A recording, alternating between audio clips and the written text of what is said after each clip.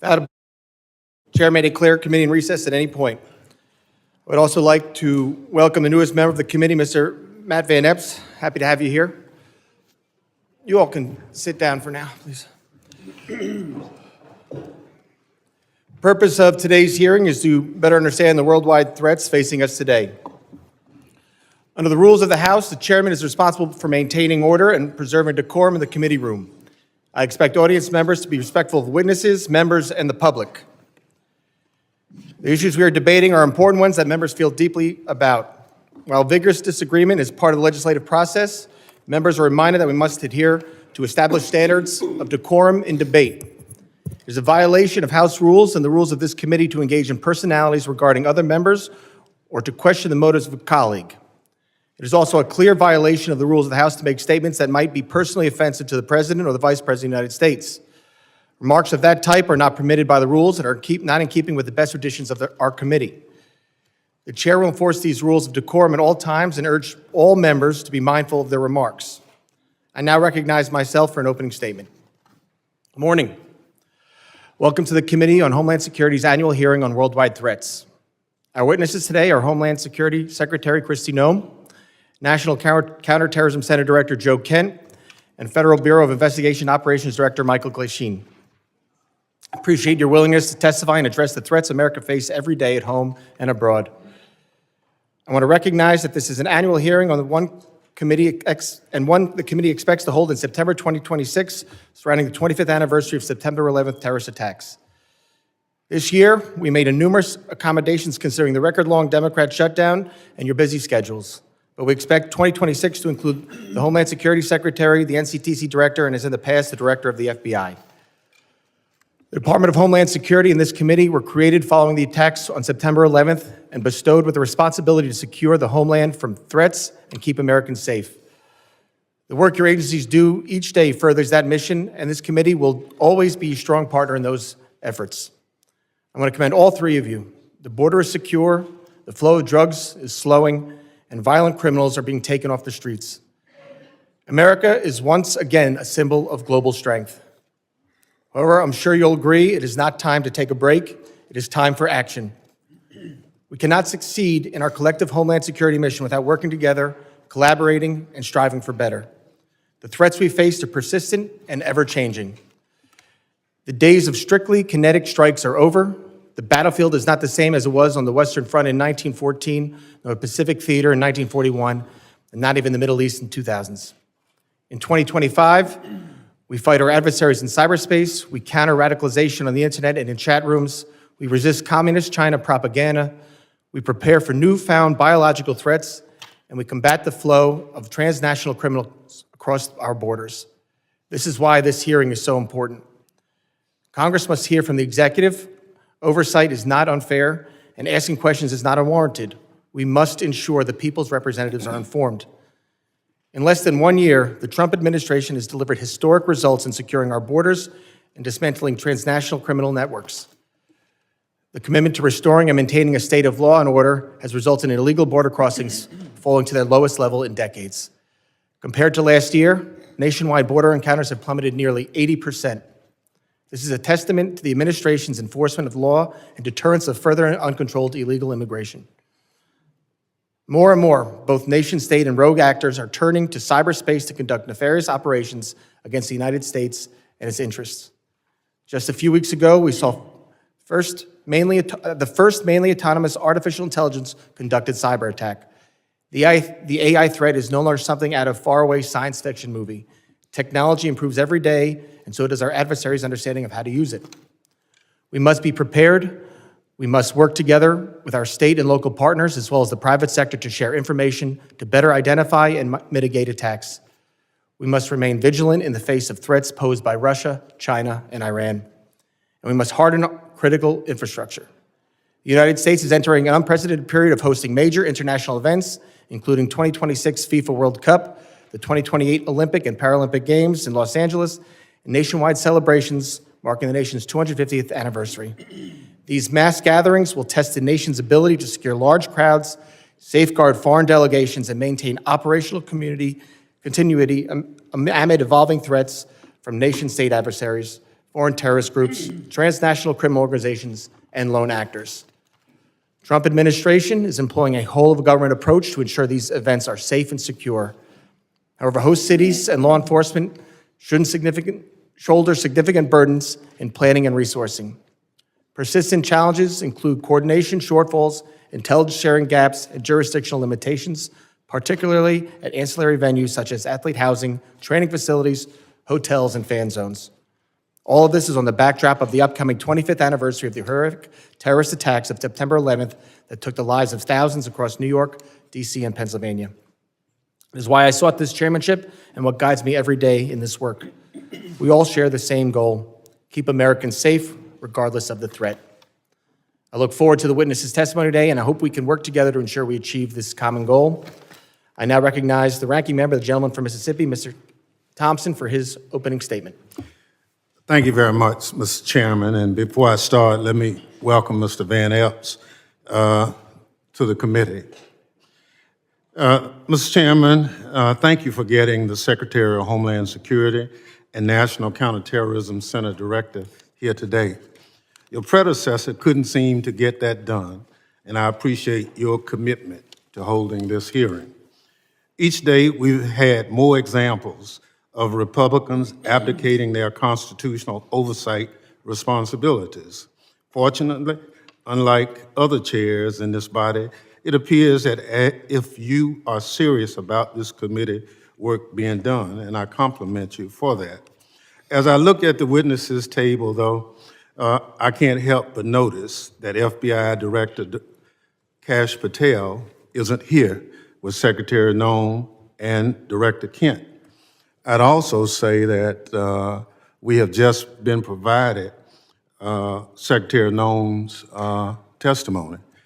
I've been on the committee since its inception, and I've never had the rules violated where we couldn't get testimony so members of the committee could look at it until today. Today's hearing is supposed to be one of the most important exercises of this committee's oversight jurisdiction. Each year, we hear from the Secretary of Homeland Security, the Director of National Counterterrorism Center, and the Director of the Federal Bureau of Investigation, who is nowhere to be seen today. Maybe Director Patel is too busy spending taxpayers' dollars flying to his girlfriend's concert on the FBI's jet to answer questions from Congress. Maybe the FBI director isn't here because he's afraid of scrutiny from Democrats who want to know what the FBI is doing to keep America safe. Or maybe Director Patel knows that the Trump administration itself is a threat to Homeland Security and want to hide from public accountability. On the other hand, Director Kent is here, which is good because we have questions for him about NCTC's work, as well as his comments about the January 6th insurrectionists he called, and I quote, political prisoners, unquote, who deserve to be pardoned. Some of the people he defended, however, are back in jail for crimes like plotting to murder FBI agents and possession of child pornography. It's scary that these unserious people are in charge of keeping America safe from terrorism. But what's even scarier is that they work for an unserious and unhinged president who spends most of the days designing monuments to himself and finding new ways to hide the Epstein files. All of this puts America and its lives, people who live here, at risk every day. Now, Secretary Noem, everyone knows you love the spotlight. We've seen your commercials, but what you haven't provided to the committee, despite our many requests, are the questionable contracts that you've awarded to your friends to film you on the 2028 campaign trail. Unfortunately, this is nothing new. In their one big ugly bill, congressional Republicans gave you a blank check, Secretary Noem, and you have wasted no time spending it on yourself. Instead of deploying Homeland Security grants to protect churches and synagogues from terrorism, you handed your friends a $220 million contract so they could follow you around the country with a camera. Instead of fully funding the DHS agency that protects our hospitals, schools, and electrical systems from cyber attacks, you spent $200 million to buy yourself new private jets. And instead of paying your way like the rest of us, you're living rent-free in a taxpayer-owned property that is supposed to be reserved for military leaders.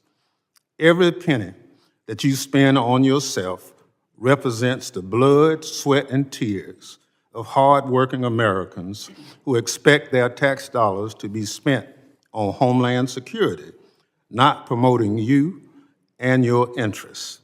Apparently, you haven't noticed that regular people are suffering under President Trump's affordability crisis. Or maybe you, like him, thinks it's a hoax and just don't care. Either way, such corrupt behavior hurts Homeland Security. But it's not just the corrupt behavior, Secretary Noem, that hurts Homeland Security. It's also your blatant disregard for the law. You cut programs and withheld congressionally appropriated money to prevent terrorist attacks and prepare for natural disaster. You eviscerated the Office of Civil Rights and Civil Liberties, which was supposed to keep DHS from violating Americans' constitutional rights.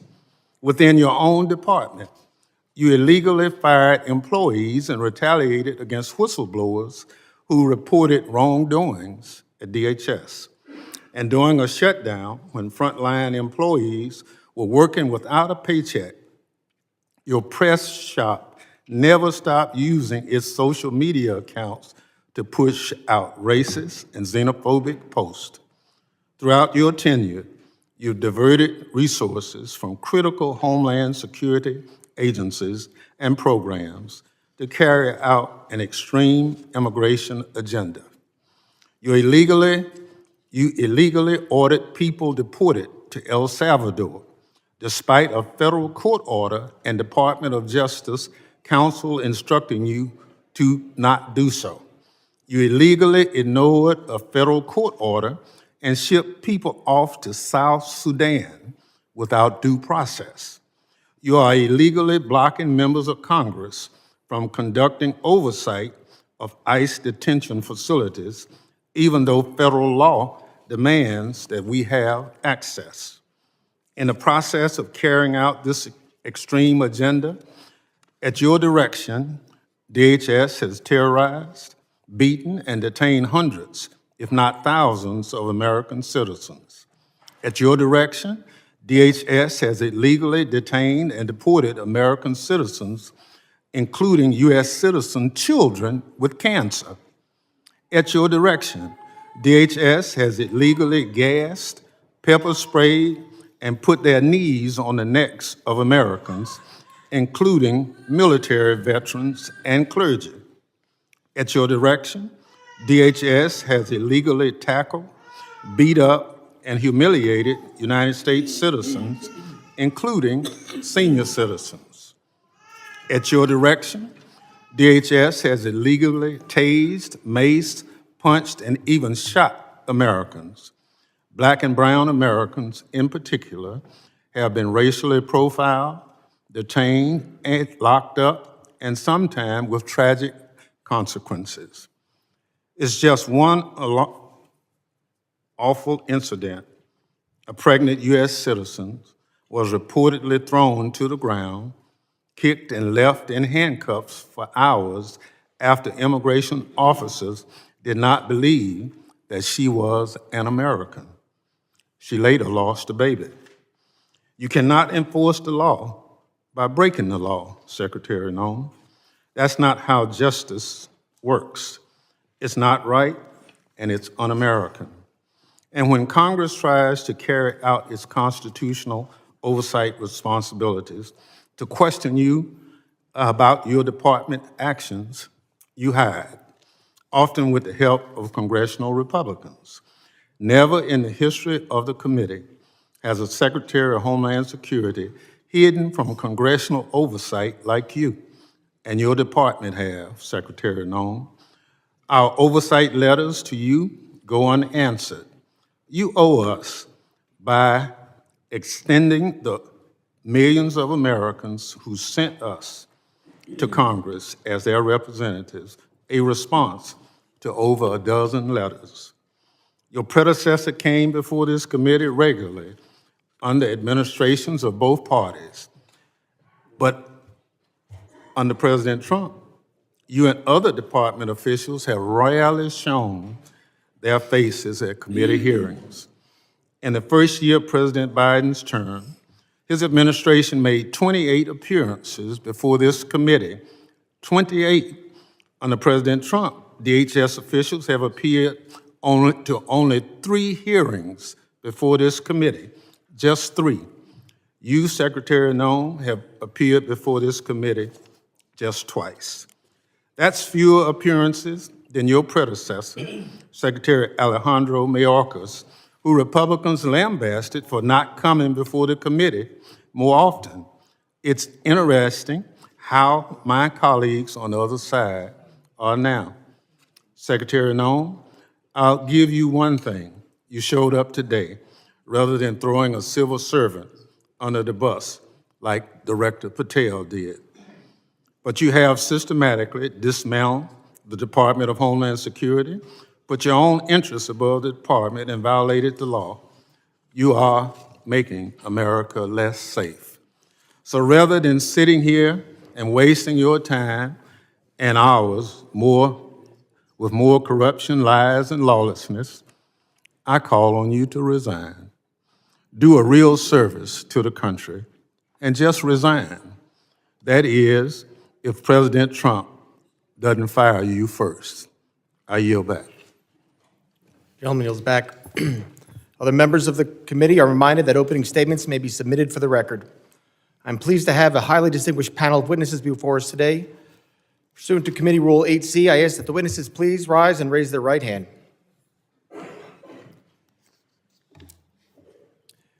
Do you solemnly swear that testimony you will give before the Committee on Homeland Security of the United States House of Representatives will be the truth, the whole truth, and nothing but the truth, so help you God? Thank you. Please be seated. Let the record reflect that the witnesses have all answered in the affirmative. I would like to now formally introduce our witnesses. First is Ms. Kristi Noem. She is the Secretary of the Department of Homeland Security. Secretary Noem previously served as Governor of South Dakota and was a member of this distinguished House. Second is Mr. Joe Kent. He currently serves as the Director of National Counterterrorism Center with Office of Director of National Intelligence. Mr. Kent served in the U.S. Army, completing 11 combat tours and a stint with the Central Intelligence Agency. Third is Mr. Michael Glasheen. He is Operations Director for the National Security Branch of the Federal Bureau of Investigation. Mr. Glasheen has served in national security for more than 2 decades, including as Director of FBI's Terrorist Screening Center and Assistant Director to the National Security Branch. Prior to joining the Bureau, Mr. Glasheen served in the U.S. Marine Corps. I thank all the witnesses for being here today. I now recognize Secretary Noem for 5 minutes to summarize her opening statement. Thank you, Mr. Chairman, and thank you, Ranking Member, for holding this hearing today and inviting me to be a part of it. I'm looking forward to discussing the worldwide threats that this country faces and the work that President Trump and his administration does each and every day to make America safe again. I'm very privileged and honored today to have my family with me. I'd like to introduce them to you. Disruptions of congressional business is a violation of law, is a criminal offense under federal law. Audience members are advised to take their seats and maintain order. The chairman may now ask Capitol Police to remove and arrest the persons creating the disturbance.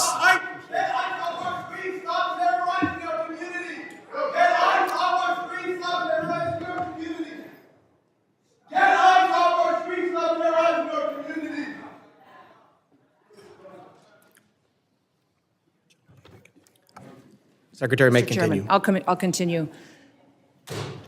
Today with me, I have my husband, Brian, who's with me, and also two of my children. My oldest daughter, Cassidy, and her husband, Kyle, are sitting here in the front row. And then my middle child, Kennedy, and her husband, Tanner, and that was my grandbaby, Noah, that was crying a little bit during the ranking member's comments. I don't think she agreed with him. I don't have my son with me or three of my grandchildren, but I'm very blessed that I have a wonderful family who is here and loves this country and is grateful to the work that we get to do as a family each and every day. We also have the blessing of having some angel families with us as well. They are here in the audience, and I'm so grateful for them for being willing to come here and be strong.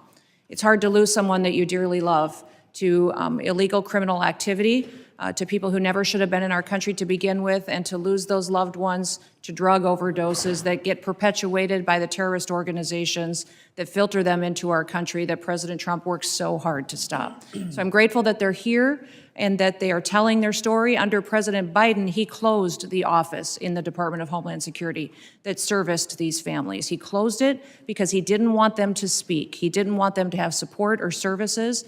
And President Trump reopened the Voices office so that they can get services, so they can hear about the cases of the individuals who killed their family members, and they can get the kind of help that they need to get through the tragic grief that they've experienced. So I want to thank them for being here and continue to pray for them. I want to thank you for the opportunity to be in front of you today to discuss the wide range of threats that the Department of Homeland Security is working on to protect us from here at home and also around the world. Just 2 weeks ago, the day before Thanksgiving, a terrorist shot two of our National Guardsmen in Washington, D.C., killing Sarah Beckstrom dead, and Staff Sergeant Andrew Wolf is still fighting for his life. Fortunately, we've had some really good news about Andrew recently, and he had the opportunity to stand up and is a miracle, and we're so grateful for his family for being so strong. We continue to lift him up and pray he has a full recovery. The terrorist who shot them was an Afghan national who entered the United States under Operation Allies Welcome. The same week, we arrested another Afghan national who came in under the same program. He was planning to carry out a bombing in Fort Worth, Texas. And just last week, just miles away in Washington, D.C., we arrested another Afghan national who also came in under Operation Allies Welcome. That individual provided support to the Islamic State of Iraq and ISIS-K and weapons to his father, who was a commander of a militia group in Afghanistan. Those are only a handful of the challenges that we face and the threats that the Department of Homeland Security stands against every single day.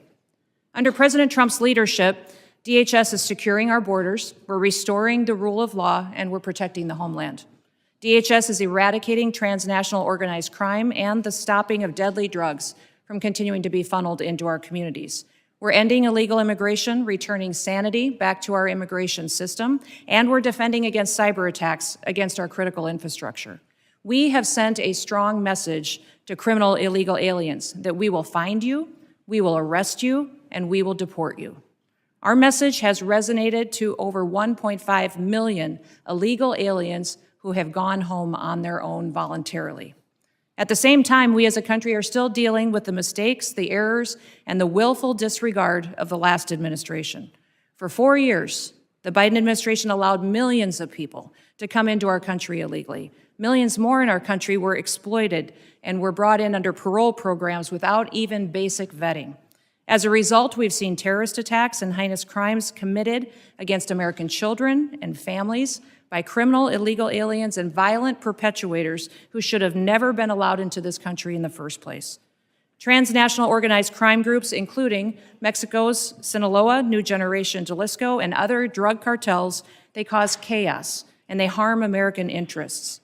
Our critical infrastructure faces a perilous landscape, largely driven by the impact of cyber attacks from bad actors and cyber criminals. American citizens are increasingly under threat from assassination attempts, intimidation tactics, and violence perpetuated by our adversaries, radical Islamic extremists and domestic extremists. These bad actors seek to undermine our public trust. They instill fear in Americans. They destabilize the institutions that safeguard our national security. The United States is preparing to host several major public events in 2026, most notably the FIFA World Cup and the celebration of the 250th anniversary of our Declaration of Independence. These large-scale events will be potential targets for a range of bad actors, and they come with an increased level of risk. DHS is using every tool and authority we have to ensure the safety of U.S. citizens and our visitors can enjoy next year's events. Radicalized domestic violent extremists and lone actors are a concern, and intentional targeting and murderous attacks on ICE agents in Texas, parishioners in Michigan, and 2 National Guardsmen here in Washington, D.C. are just some of the acts, the despicable examples that unfortunately are becoming too common. These threats underscore a clear need for security strategies that counter both large-scale and individualized attacks. We will remain alert in our mission to protect this country. We will protect our citizens. And as we enter into a historic year, America will be on the world stage. Our economy faces challenges from anti-competitive and illicit foreign economic practices that hurt the prosperity of all Americans. Those include economic espionage, intellectual property theft, and customs fraud. Illicit front companies often abuse the visa system to acquire sensitive U.S. equipment, information, and technology. Economic security is national security because a country that cannot feed itself, can't fuel itself, and cannot provide for itself cannot possibly defend itself. Under President Trump's leadership, we will continue to protect American interests and bolster American economic power and technological innovation to further growth and prosperity. The American people depend on the Department of Homeland Security to remain vigilant, agile, and responsive. We will never yield, we will never waver, and we will never back down. Thank you for the privilege to be with you today, Mr. Chairman, and I look forward to your continued support of the work that we do. I yield back. Thank you, Secretary Noem. I now recognize Director Kent for 5 minutes to summarize his opening statement. Thank you very much, Mr. Chairman, ranking members, and all the members of the House. I appreciate the opportunity to appear before you and discuss the threats posed to our nation. Despite the progress that we've made so far in the Trump administration, the threat posed by terrorists of all brands remains very high right now. We've made significant progress under President Trump's leadership. We have the jihadis of ISIS and al-Qaeda on the run in Iraq and Syria, thanks to the decisive action and the strikes that we've taken there recently since President Trump took office in January. However, we have a persistent threat from the individuals that were allowed into this country by the previous administration. The number one threat that we have right now, in my view, is the fact that we don't know who came into our country in the last 4 years of Biden's open borders. What we have identified is alarming, and I want to share that with you today. We just recently put out a warning of the heightened risk of terrorist attacks posed to the homeland by terrorists pretty much of all stripes, but in particular from ISIS and from al-Qaeda. NCTC has been crunching the numbers and going through the sheer volume of known and suspected terrorists that are in the country that came in under the Biden administration. So far, NCTC has identified around 18,000 known and suspected terrorists that the Biden administration let come into our country. These are individuals who under normal circumstances would never be allowed to enter our country because of their ties to jihadi groups like ISIS and al-Qaeda. Yet the Biden administration not only let them into the country, and in many cases facilitated their entry into the country, just like the entry of the Afghan terrorists who committed the terrorist attack here just before Thanksgiving, killing one of our National Guard members and wounding another. That Afghan was brought into the country as a group of over 100,000 Afghans who were brought here during the disastrous withdrawal from Afghanistan. These individuals, despite what has been reported, were not vetted properly to come into the United States. The individual terrorist who committed the attack in D.C., he was vetted to serve as a soldier in Afghanistan. The Biden administration essentially used his tactical level vetting as a ruse to bring him here and to bring him into our communities, and we've seen the tragic results of that. Now, that Afghan, that attacker, that terrorist, is just one of 88,000. We've identified 2,000 of that group of 88,000 who have ties to terrorist organizations. We're working right now hand in hand with DHS and with the FBI to run down this 2,000, the Afghans who came here under Allies Welcome who have ties to terrorist organizations, and additionally the other 16,000 individuals with ties to terrorist organizations that Biden let into our country. That is probably the top terrorist threat that we face right now, and that doesn't include the individuals who came here illegally through the open border. That number, alarmingly, remains unknown at this time. We're trying to figure out who those individuals are as well. Also adding to this elevated threat, we have ISIS and Al-Qaeda that have found sanctuary in places like Afghanistan and Syria due to the transitional nature of those governments, and also, again, in Iraq and some of the hinterlands of Iraq. And these terrorists are able to communicate and spread their propaganda and a lot of their know-how thanks to the proliferation of encrypted apps and also due to just the internet writ large. The new terrorist tactic that we're seeing more and more is moving away from very deliberate cellular attacks that we can infiltrate easily while they communicate into an inspirational methodology where you have key members putting out media and putting out how-to guides to reach out and to touch individuals inside the United States. We recently disrupted one of those attacks just before Halloween, thanks to the work of the FBI with support from really the entire U.S. intelligence community and the Joint Terrorism Task Force model in Michigan. That plot touched multiple states and had ties to ISIS inside Iraq and Syria. Another issue that we are addressing right now, thanks to the decisive leadership of President Trump, is the scourge of fentanyl, gang, and cartel violence. Under President Trump's leadership, we've designated these cartels and gangs as terrorist organizations, and we've done that rightfully so. These individuals, these terrorists, have killed hundreds of thousands of Americans, as these angel families will tell you firsthand. What President Trump has done by designating them as terrorists has allowed us to turn the tools of the intelligence community against them and predominantly watch list them as terrorists to prevent them from ever coming into America in the first place. To date, we've added about 35,000 of these narco-terrorists to our terrorist watch list, and we've stopped just around 6,000 of these terrorists from ever entering our country, from setting foot inside of America so they can no longer kill Americans with impunity. These are just some of the issues that we're covering 24/7, 365 at the National Counterterrorism Center, and I look forward to discussing more with you all today. Thank you. Thank you, Director Kent. And now recognize Director Glasheen for 5 minutes to summarize his opening statement. Good morning, Chairman Garbarino, Ranking Member Thompson, and members of the committee.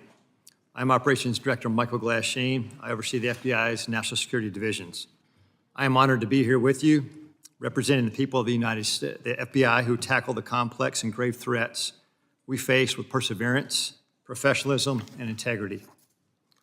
Our nation faces serious and evolving threats ranging from international terrorists to hostile foreign intelligence operatives, from sophisticated cyber attacks to internet-facilitated sexual exploitation of children, from violent gangs and criminal organizations to public corruption and corporate fraud.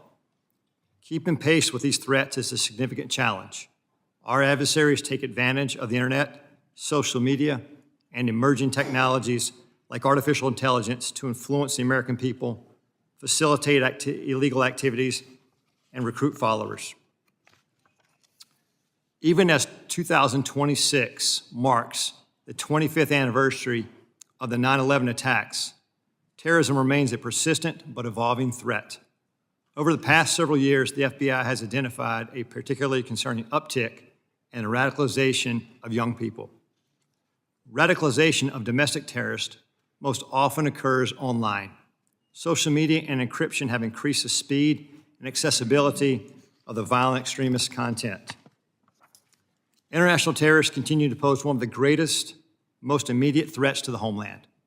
Some international terrorists and people located and radicalized to violence primarily inside the United States who are not receiving individualized direction from foreign terrorist organizations or FTOs, but are inspired to commit violence by FTOs such as ISIS and Al-Qaeda. Iran continues to plot attacks against former government officials in retaliation for the January 2020 death of Islamic Revolutionary Guard Corps, or IRGC, Commander Qasem Soleimani. Iran also continues to provide support to its proxies and terrorist organizations throughout the world, such as Lebanese Hezbollah.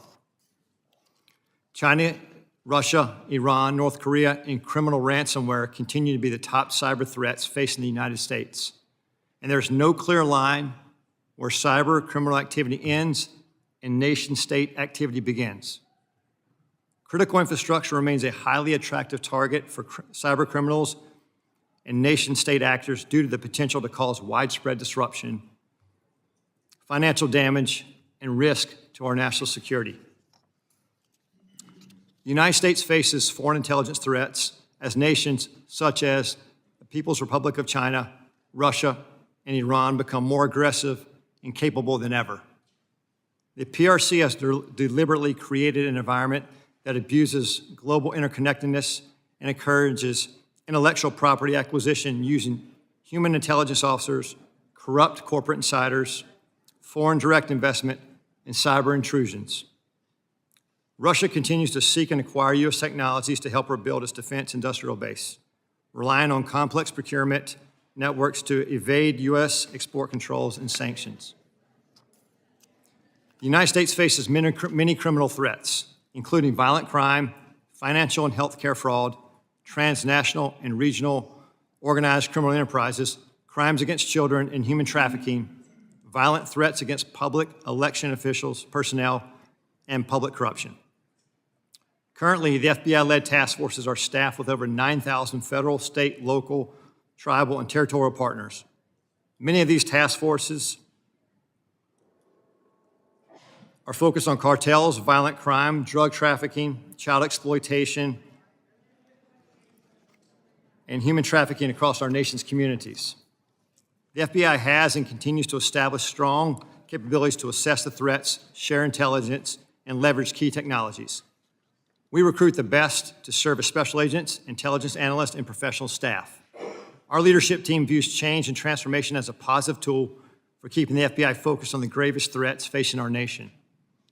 Over the past few months, we started the process to relocate hundreds of positions from the National Capital Region out to field offices across the country. This enhancement to field resources increases our investigative capacity across our 56 field offices and enhances the FBI's commitment to addressing violent crime, gangs, drugs, counterintelligence, and terrorism threats. Our fellow citizens look to us to protect the homeland from these threats. And every day, the men and women of the FBI continue to meet and exceed these expectations. I'm proud to represent them in testimony today, and I welcome your questions. Thank you, Director Glasheen. My understanding is a witness may have to leave early today. While I want to be clear, the committee did not agree to a hard stop. All witnesses are here voluntarily and are free to go. If a witness does leave, the hearing will continue with the remaining witnesses. Members will be recognized by order of seniority for their 5 minutes of question. We want to get through as many members as possible, so even though I have been lenient before with the 5 minutes, I'm directing members and witnesses that we're going to strictly enforce the 5-minute rule today. I now recognize myself for 5 minutes of questions. Secretary Noem, I appreciate you being here today, and you've been on the job less than a year, and this is the second time appearing before the committee, which I think is the norm, and I do really appreciate you being here. And I know you have a very important job to do. You oversee a lot of different sub-agencies, so I know you can't always be here in person. And with that, as a committee, we still want to work with the administration and conduct our oversight. So I'm asking you if you can commit to making sure that in the future, if we want to have a hearing, you'll be able to supply maybe a deputy secretary or somebody to come to specifically talk about that. Yes, Issues we want to talk about. Yes, Mr. Chairman. I really appreciate that communication, and I think collaboration between the administration and Congress is key. Secretary Noem, I also wanted to ask you, in September, the department under FEMA proposed new allocations for counterterrorism grant funding, which cut dollars to New York by 80% because of a new formula. Considering New York is consistently a top terror target, this was surprising. We're grateful President Trump restored this grant funding, and pursuant to the present direction, has the department increased the allocation to New York? Yes, President Trump did. I would say that when we look at the Homeland Security grants and how they're allocated, the formula focuses on where we see the threats today and where those communities are that need the resources. I would also inform the committee and you, Mr. Chairman, that New York City at the time of the allocation still had over $440 million in reserve that was available to them to utilize. So the intention of these grants is that communities and cities would use the dollars to build up the security measures that they need to do for a long-term impact, and that the same amount of dollars aren't necessary every single year. You need to meet the threats where they are in the country at the time the grant dollars are available. So thank you to all of you for your work on getting us dollars that we can give to grants to help secure our local communities and states. But when we're looking at cities that have hundreds of millions of dollars in reserves, we recognize that giving them hundreds of dollars of millions more may not be appropriate considering all of the threats that we have. But President Trump has sent more resources to New York City. We'll continue to meet the threats head on because that is our mission, is to make sure that we're looking at every single threat that we have. The formula that we have considered and have put in place recognizes what came over the border, where we see the infiltration going, which communities are impacted, and what we need to do to harden our systems. I appreciate that, Secretary, and I appreciate the work you're doing with the President. I appreciate his decision to send that increased money to New York. I have a question. Since this is about worldwide threats, can you discuss what DHS's most significant concerns are today for the country? I would say, Mr. Chairman, what keeps me up at night is that we don't necessarily know all of the people that are in this country, who they are and what their intentions are. We think up to 15 to 20 million people came in under the Biden administration on the invasion over the southern border. They were not vetted. They were allowed to pour in. Our parole programs, our asylum programs, our visa programs were all exploited, and the integrity was demolished under Joe Biden and the leadership at the Department of Homeland Security. And frankly, the entire department was neglected. In fact, I believe the Secretary was told at times not to do certain things by the Biden administration to facilitate this invasion. So what keeps me up at night is the individuals that are in this country that wish to do us harm. And that is why we are so aggressive at making sure that we're going out and doing investigative work, finding those violent criminals, finding those people who shouldn't be in this country to begin with, and those that want to go after and to harm our American citizens. Thank you, Secretary. Director Glasheen, as you heard and as you said, during the next few years, the United States will host more major events than ever before. This brings up obvious security concerns, including counter drones, which we just passed some new authorities in the NDA yesterday. How is the FBI preparing for counter drone threats during mass gathering events? Chairman, thank you for that question. Counter UAS, the passage of the legislation yesterday is a game changer for us. How we're preparing for that going forward, we just stood up a counter UAS school down in Huntsville, Alabama, where we will train federal officials, state, locals, as well to assist with that preparation and implementation of using counter UAS technology. Prior to this passage, it was only the FBI and or DHS that could provide that assistance. Now that this passage of authority, it will allow us to have a greater handling of the threat to a mass event. Thank you very much. I yield back. I now recognize the ranking member for 5 minutes of questions. Thank you very much, Mr. Chairman. Mr. Glasheen, will you tell me the organizations that pose on the domestic side, two of the organizations, number one, number two, threat to the homeland at this point? Can you please clarify, like organizations? Any domestic terrorist organization that poses a threat to the homeland as we speak? I'd say the first one, President Trump had just announced executive order domestic terrorist organization, Antifa. That's our primary concern right now. All right, that's what President Trump did. What does the FBI say?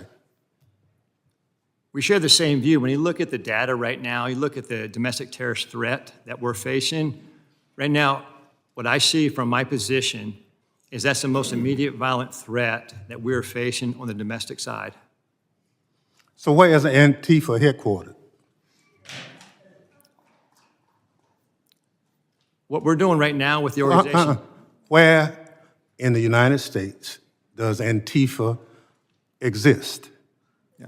If it's a terrorist organization, and you've identified it as number one.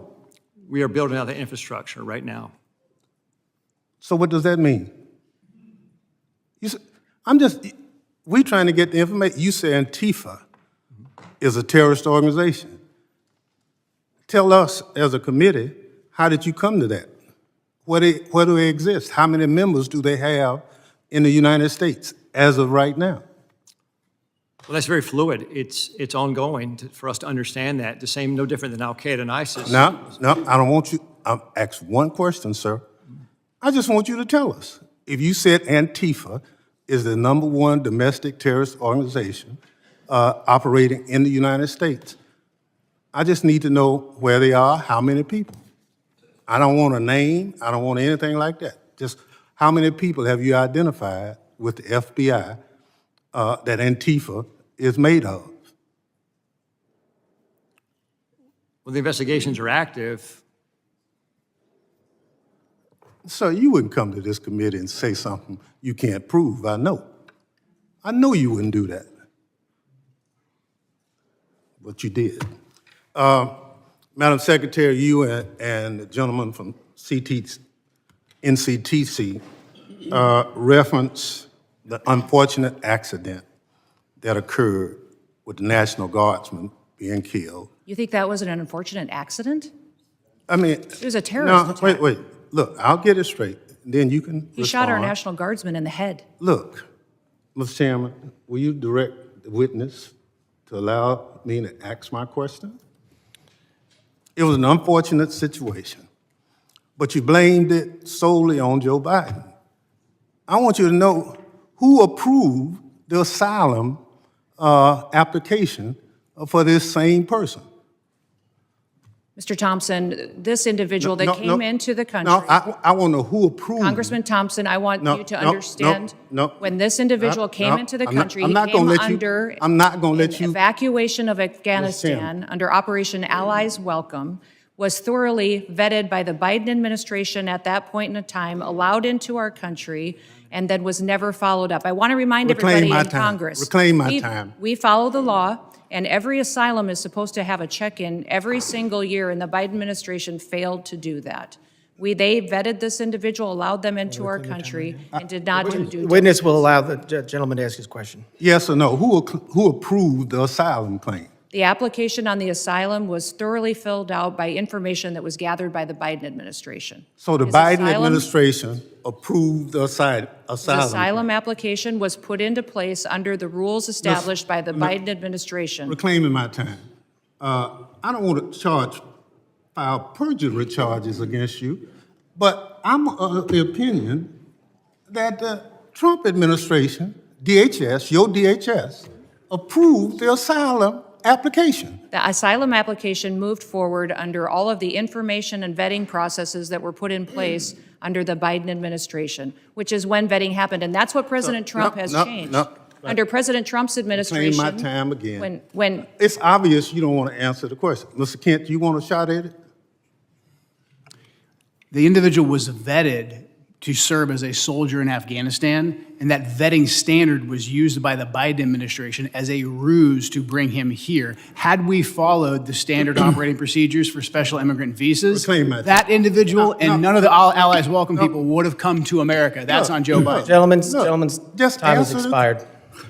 That was the answer. Point of order, Mr. Chairman. That was a murder that took place in D.C. It was not an unfortunate incident. And those comments are effing disrespectful.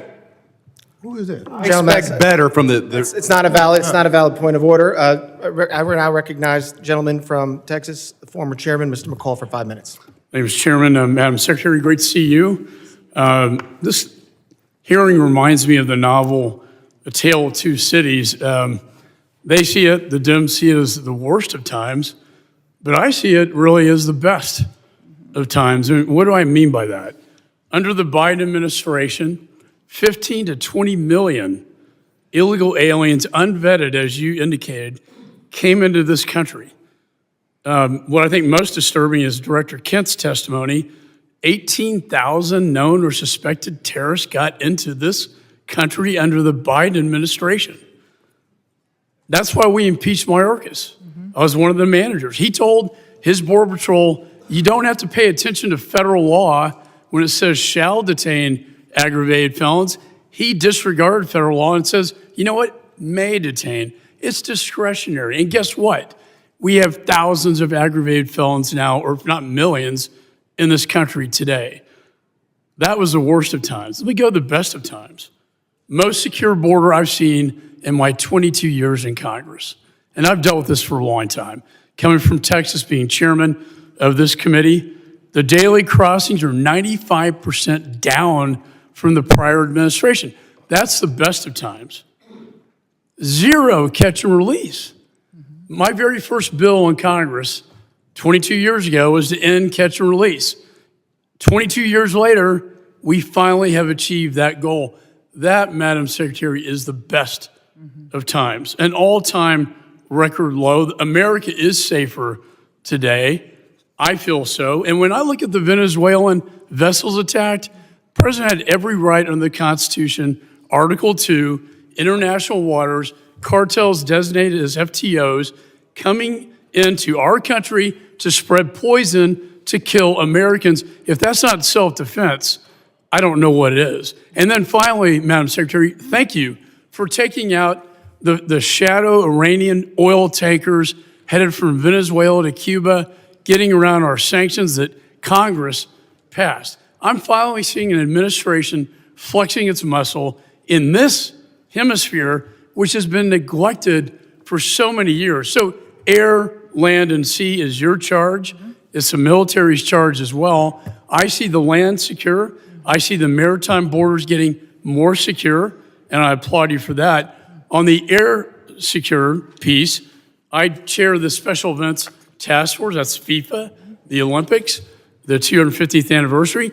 Drones are the biggest threat as I see it. I see it in Ukraine in its conflict with Russia, and I see it across our border, and I see it at these events. If you could update me, and with the new NDA authorization to allow federal, state, and locals to work together to identify hostile adversary drones and take them down, can you tell me how that will impact your ability, Madam Secretary, to better secure these special events? Yes, thank you, Congressman McCall, and thank you for your leadership. I understand you're retiring, and I'm sad about that. You've been a statesman. Thank you for serving with such dignity. Thank you. The counter-drone and drone technology that is out there today, frankly, our authorities haven't kept up with.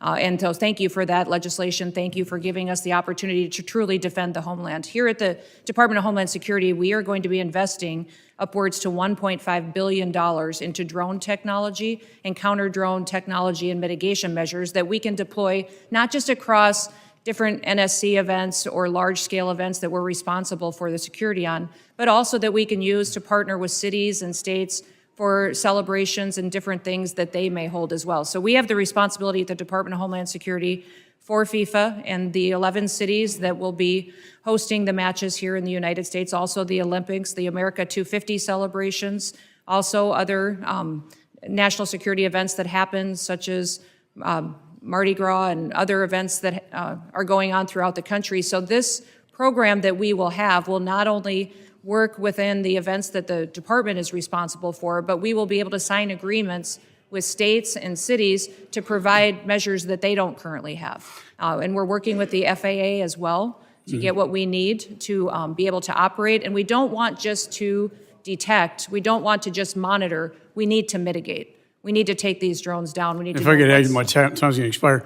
There is so much technology out there today, counter-drone technology, that I've been working to get into Ukraine to protect them from Russian drones that we can deploy at these events. I'd love to visit with you on that at a later date. And thank you for your service. Yeah, thank you. Gentleman's time's expired. I now recognize the gentleman from California, Mr. Correa, for 5 minutes of questions.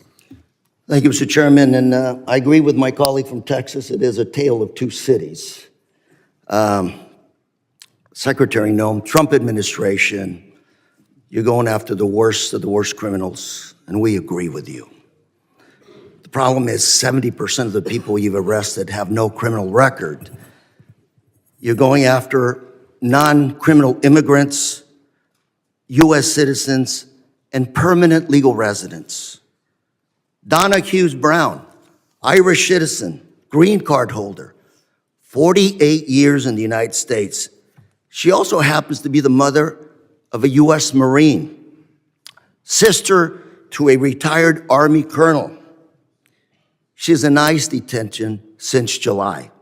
She tried to come back from Ireland, arrested, has been there since then.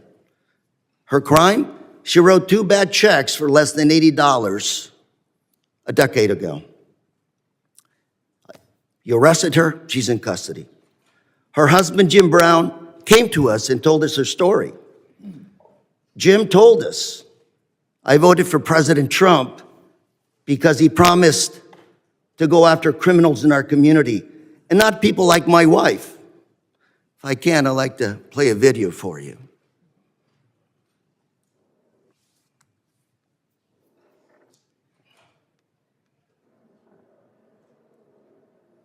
Then he also voted for President Trump. Yes, sir, Why did you vote for him? because I was an idiot. 80% of the evangelical Christian people were lied to, if you really want to know the truth, and that's exactly what happened. They said criminal, and I believe criminals need to be off the street. I just want to make sure people watching this understand who you are. My wife and I, when we don't work, we're ministers. We help the needy. That's what we do. And that's who they're arresting. It's Now, we've got Mr. Jim Brown before you. He's standing up. Hopefully, you can talk to him a little bit. These people, Donna Hughes Brown, are not the individuals that should be deported. Another case, Narciso Barranco was beaten and arrested by masked agents while working as a landscaper. He's an undocumented immigrant, 30 years in this country, not a traffic ticket. Mr. Barranco is also the father of 3 U.S. Marines. 3 Marines. You want to make a movie of people like this. A man who comes to this country, instills patriotism in his kids. They swear an oath to serve and possibly give up their life for this country. We play a video on this as well, please.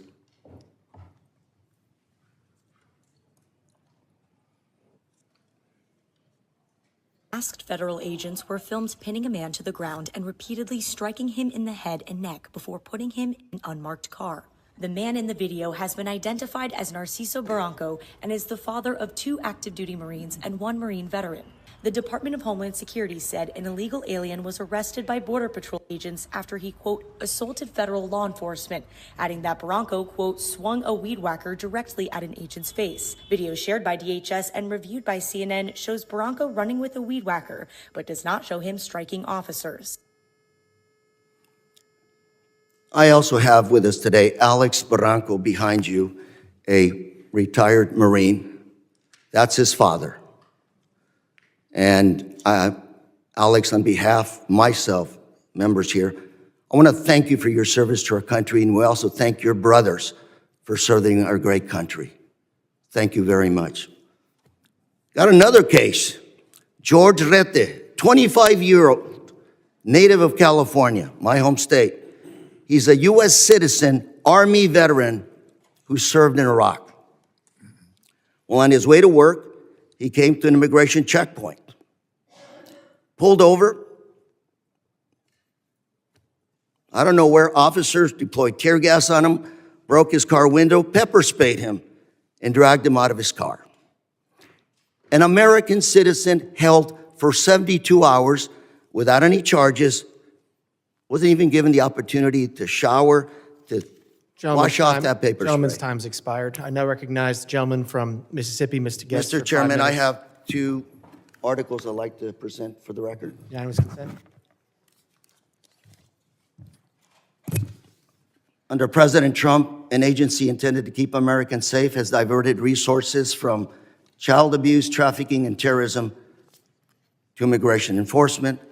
Second is this letter from my Orange County Sheriff, Don Barnes, essentially talking about all the individuals under Prop 50 referred to ICE, 2025 year-to-date, 50 of them. Without objection. ICE never showed up to pick them up. Without Mr. objection. Chairman? I will Mr. Chairman? entertain, Mr. Chairman? I will entertain UCs at at the end of the hearing. I want to entertain all UC motions at the end of the hearing. We have witnesses. I want to make sure everybody has time. So if we do this now, we do have a witness has to leave. You're just going to be taking time from other members. But I will entertain UC motions at the end of this hearing. I now recognize the gentleman from Mississippi, Mr. Guess, for 5 minutes. Thank you, Mr. Chairman. Madam Secretary, it's great to see you again. Thanks for appearing before us again. I want to echo some of the remarks of Mr. McCall. I want to first thank you. I want to thank the men and women who serve under your command for the incredible job that you have done over the last 12 months. We have seen that you are active in enforcing the rule of law. We have seen a border that is as secure in our lifetime as we have ever seen. You mentioned in your opening statement over the last 4 years, we saw somewhere between 15 to 20 million illegal immigrants enter the country. Just looking at monthly statistical data, we know that under the Biden-Harris administration that in December of 2024, that there were over 300,000 illegal immigrants who were encountered along the southern border in that month alone. Recent statistics by the Department of Homeland Security for October, the most recent statistics we have, show that the number of border encounters for October of this year under your leadership have dropped to 11,000, a decrease of over 95%. And so I want to thank you for that. I want to thank you for the work that your men and women have done to protect our borders from illegal narcotics entering the country. We saw a press release the Coast Guard sent out this week regarding Operation Pacific Viper. And they mentioned a specific seizure that occurred on December the 2nd by the Coast Guard cutter Monroe, in which in a single incident of interdiction that the Coast Guard had the largest maritime interdiction seizure in almost 20 years, seizing 20,000 pounds of cocaine in an individual seizure. So I thank you for your aggressive actions in enforcing the law and for the incredible work that you and the men and women under your command are doing. I want to talk about, as we talk about threats, I want to talk about threats against law enforcement. Last week, this committee, we had a hearing. The hearing was entitled When Badges Become Targets. And during that hearing, we talked about the threats to law enforcement, specifically federal law enforcement. And even specifically within federal law enforcement, the threats toward ICE agents, the threats toward you and other members of leadership within DHS. We know that those threats and those incidents of physical attack have escalated dramatically, in some cases over 1,000%. And part of the driving force, I believe, behind those threats is what I refer to as rhetoric against law enforcement. And I brought this up last week, and I want to bring this up again with you and give you a chance to briefly address this. These are just roughly 10 of the statements that I was able to easily find online by elected officials, governors, mayors, in many cases members of Congress, where they were spewing what I believe to be very harmful statements toward law enforcement. Governor Pritzker claimed that ICE is grabbing people off the street and disappearing them, that our country is becoming Nazi Germany. Representative Crockett compared ICE to slave patrols. Representative Garcia referred to ICE as thugs. Representative Ramirez attacked ICE as a terror force, later a terrorist organization, and then later in the hearing said, let me be clear, the Department of Homeland Security, you can quote me on that, is the single biggest threat to public safety right now. Representative Tlaib said ICE is terrorizing our community, turning our country into a fascist police state. Representative Jayapal called ICE agents deranged and said it's inspiring to obstruct immigration enforcement. Governor Walz smeared ICE agents as modern-day Gestapo. Chicago Mayor Johnson accused ICE of being secret police and terrorizing our community. Representative Lynch referred to ICE agents as the Gestapo and nondescript thugs. And Representative Frost compared ICE operations to some of the worst horrors and crimes against humanity in history. And so, Secretary Noem, I'd like to give you a few moments to, one, address these statements and to speak to how these statements place the safety of our men and women of law enforcement at risk. Thank you, Congressman Guest. I appreciate you giving me the chance to talk about this because I think the words that these elected officials have used to describe our law enforcement officers are horrific, shocking, and unacceptable. Every single American citizen should find the words that they have used to describe these men and women that took an oath to keep us safe unacceptable, and needs to be pointed out that we are seeing the consequences of those words every single day by the violent attacks. 1,000% increase in Gentleman's violent time's attacks, expired. 8,000% in death threats. Gentleman's It's time unacceptable. gentleman's time expired. I now recognize the gentleman from Michigan, Mr. Tanadar, for 5 minutes of questions. Please remember to stick to the 5 minutes. Thank you, Chairman Garbarino and Ranking Member Thompson, for having this hearing today. I know the American people have been demanding answers from this administration on their unlawful actions, so I hope we are able to get some useful answers from our witnesses today. Secretary Noem, this past May, I asked you during a congressional hearing if it was the policy of DHS to follow orders issued by federal courts. You said on the record, and I'm quoting here, "We are following all federal orders." End of my quote, end of your quote. Secretary Noem, you lied to me under oath that day. You lied to the American people, and you have betrayed the trust placed upon you in your role as Secretary of Homeland Security. You defied federal court orders when you refused to order the deportation flights to El Salvador in March to turn around. Federal courts have also found your department to have violated federal injunctions in your continue to send non-citizens on deportation flights, with some courts having called your orders unlawful. Secretary Noem, I just have 3 questions for you. 1, why did you lie under oath by saying DHS was following all federal court orders when they clearly were not? Congressman. Question 2, let me finish my questions. Question 2, why did you mislead the American people when you said that no American citizens have been arrested or detained by federal immigration agents? And my last question, number 3, Donald Trump said that your ICE agents haven't gone far enough. Do you think terrorizing American citizens and assaulting peaceful protesters isn't far enough? Congressman, the Department of Homeland Security and this administration complies with all federal court orders. We always have and we always will. Not true. And we will continue to appeal. And sir, I will even tell you that at the highest court, at the Supreme Court, the Department of Homeland Security in our litigation has an over 90% success rate in winning at the highest court in our battle against activist judges across this country. Madam We have Secretary, activist judges that we will the- continue to appeal. And then when it gets to the highest court and we get a decision, it is proven that I we wanna are reclaim my right, time that we here. have been compliant. I will also say, you Ma- talk Madam- about Madam deporting of Secretary, let- US let me- Do you want me to answer your questions or not? I do, but let me, you haven't been telling us the truth. Look, there have been at least 170 known cases of citizens being arrested or detained by federal immigration agents this year alone. This is the truth. Are you lying to the American people right now by denying these reports? When we are doing our targeted enforcement operations against criminal illegal aliens, individuals that are in that area may be detained until we verify who they are, and then they are released. This has been done for years, and every single law enforcement operation that has always happened, we follow the same protocols, and we continue to do that. We have never once detained or deported an American citizen. We have not held them Not and true. charged them.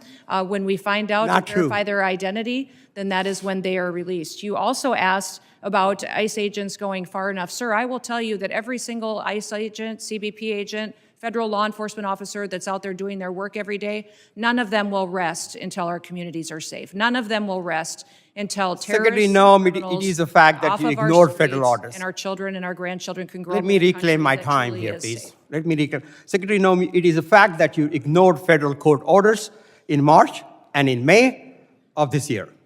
Do you plan on ignoring more federal orders? We I'm always sick, I'm comply sick with all of, federal sick court of your orders. lies, and the American people demand the Because truth. you keep saying it doesn't make it true.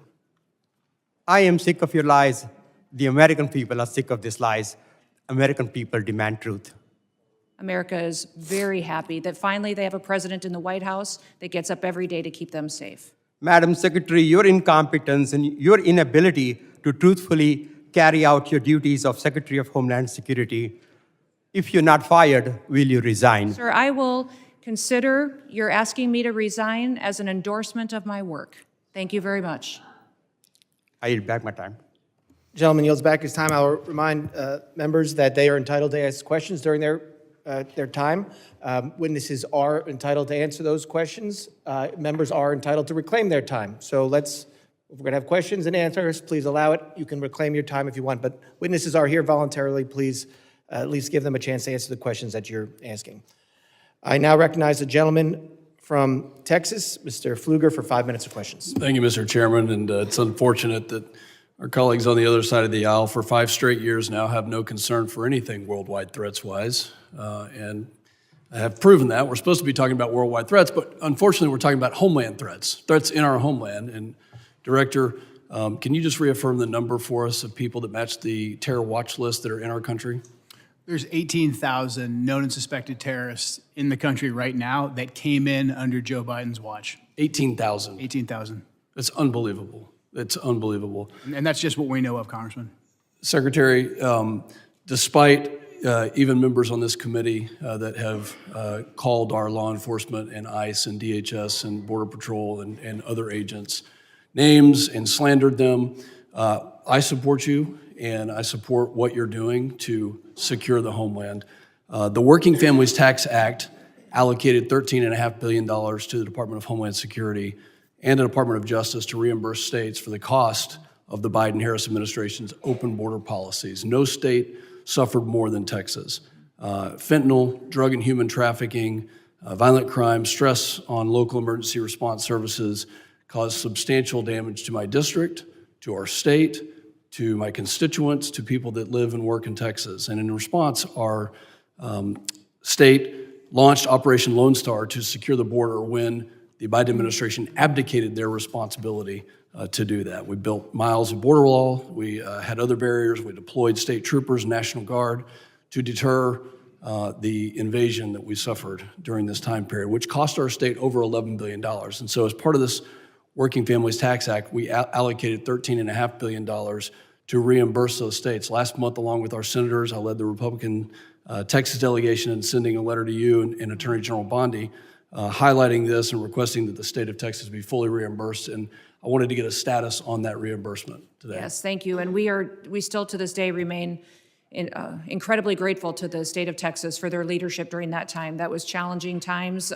devastating times for what we saw happening down there. And Texas stepped up in a way that was absolutely incredible. So yes, those dollars are being formulated and allocated. If you remember, many states deployed their National Guard down there. I was governor of South Dakota at that time, and my National Guard was deployed down there as well. So reconciling the costs for every single state and looking at that allocation, we're making sure we're doing due diligence to make sure that it's appropriated correctly.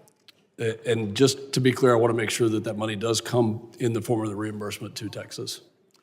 That's what we're working with the White House on doing, sir. Okay. Yeah.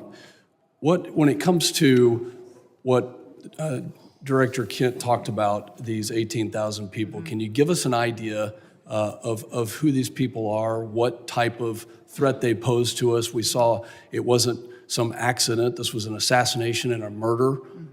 It was not an accident, despite my colleagues saying that it was an accident. It was a murder and an assassination of a National Guard hero. So what other types of threats are you tracking and preventing from happening? Yeah, I would say, sir, that we face the terrorists that we've faced for years in ISIS, Al-Qaeda, Hamas, individuals that are here that are radicalized, but also we face the cartels as they've infiltrated our country under the last administration, their proliferation of human trafficking, drugs, and violence, going after Tren de Aragua as well, MS-13. Those individuals are still a very real, clear danger every day on the streets, and we encounter them, arrest them, and deport them and bring them to justice each and every day. Beyond that, sir, you even have gangs in cities that are localized that are terrorist organizations. The Latin Kings in Chicago are absolutely terrorists to their communities, and we work every day to make sure that we're protecting those communities. So I could not prioritize one over another because they're all killers. They're all killers, and they all are destroying families each and every day. For both you and Director Kent, do terrorist organizations around the world, such as ISIS, Al-Qaeda, and others, still have an intent to attack America, to attack our homeland, to utilize every method? Absolutely. Our intelligence and our information that we deal with every single day is addressing those threats on our streets here in the United States. Director Kent, can you give us an idea of what those tactics, techniques, and procedures could be that we need to stay alert of? Honestly, the attacks of October 7th, the decentralized and just barbaric nature of that is the new terrorist playbook. They're not looking necessarily for a spectacular attack like we had on 9/11, but targets of opportunity like we tragically saw with the terrorist attack in Washington, D.C., these smaller cells or even individual operatives taking action. That's what has us very concerned, combined with just the sheer volume. My time has expired. Secretary, thank you for your commitment to reimburse taxes. I yield back. Gentleman's time's expired. I now recognize the gentleman from Rhode Island, Mr. Magaziner, for 5 minutes of questions. Madam Secretary, how many United States military veterans have you deported? Sir, we have not deported U.S. citizens or military veterans. I don't believe you served in the military. I haven't either, but I think you and I can agree that as Americans, we owe everything to those who have served our country in uniform, particularly those who have served in combat. Do you agree with that? Sir, I believe that people that are in this United States that are citizens have legal status here. Those Madam that don't Secretary, should we not are be joined here. on Zoom by a gentleman named Sejun Park. He is a United States Army combat veteran who was shot twice while serving our country in Panama in 1989. Like many veterans, he struggled with PTSD and substance abuse after his service. He was arrested in the 1990s for some minor drug offenses, nothing serious. He never hurt anyone besides himself, and he's been clean and sober for 14 years. He is a combat veteran, a Purple Heart recipient. He has sacrificed more for this country than most people ever have. Earlier this year, you deported him to Korea, a country he hasn't lived in since he was 7 years old. Will you join me in thanking Mr. Park for his service to our country?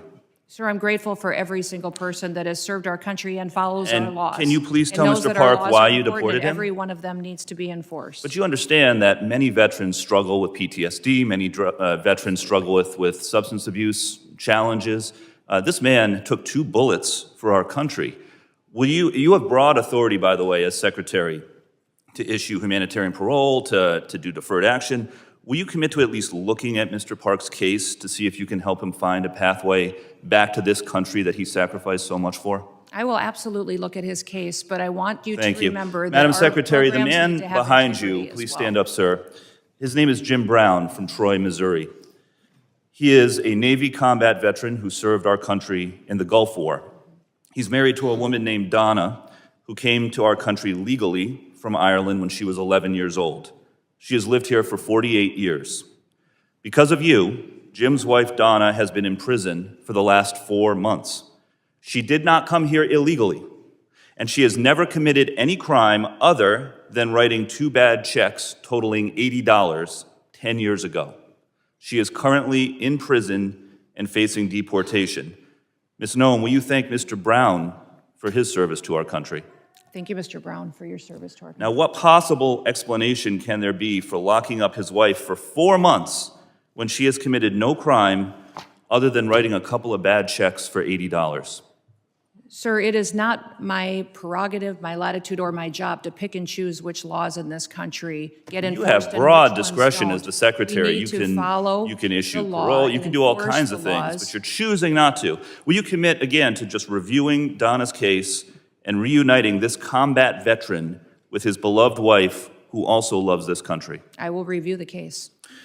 Now, Madam Secretary, you've already heard the story of Lance Corporal Alejandro Barranco, the United States Marine veteran who is behind you, who also has 2 brothers who are United States Marines. Will you thank Lance Corporal Barranco for his service?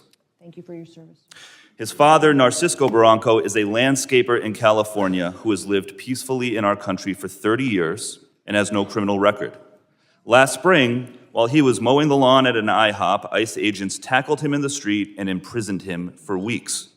A peaceful, hard-working man who raised 3 sons to be United States Marines. We need men of that character in this country. Again, as Secretary, you have broad discretion.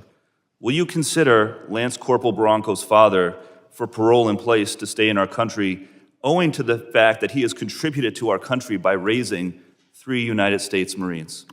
This is an opportunity to remind everybody that every person that's in this country illegally has an opportunity to voluntarily go home and come back the right way. He Follow raised our 3 laws, United States and we will Marines. facilitate that. He has been living here Let's- peacefully, doing his job for 30 years. You have discretion. You are choosing not to use it. Madam Secretary, you promised America that you would go after the worst of the worst. But these people are not the worst of the worst. A Purple Heart recipient, a military spouse, the father of 3 Marines. And it's not just veterans and military families. You are locking up and deporting children with cancer, mothers with babies in the NICU, United States citizens. There are many problems with your leadership, but the biggest problem is this. You don't seem to know how to tell the difference between the good guys and the bad guys. Go after the bad guys.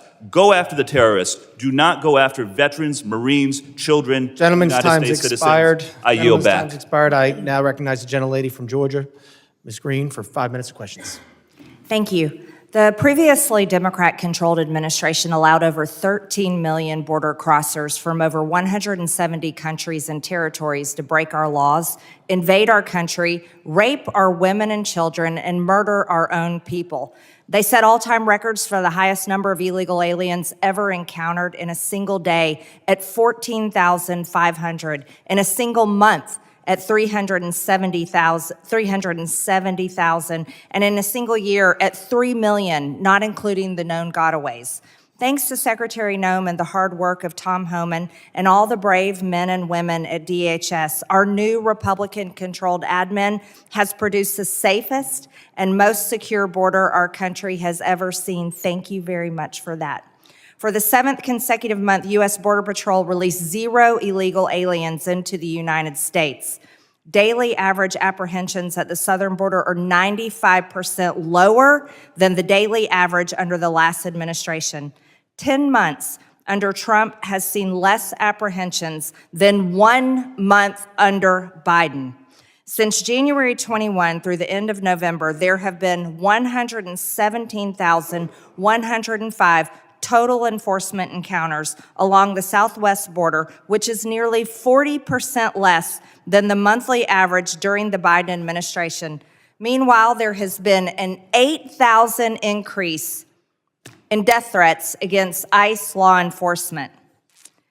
Secretary Noem, back in July, the department put out a press release titled Worst of the Worst. Criminal proceedings begin in a case of transgender illegal alien accused of rape, child rape, not just rape, child rape of a 14-year-old boy in a sanctuary New York City bathroom.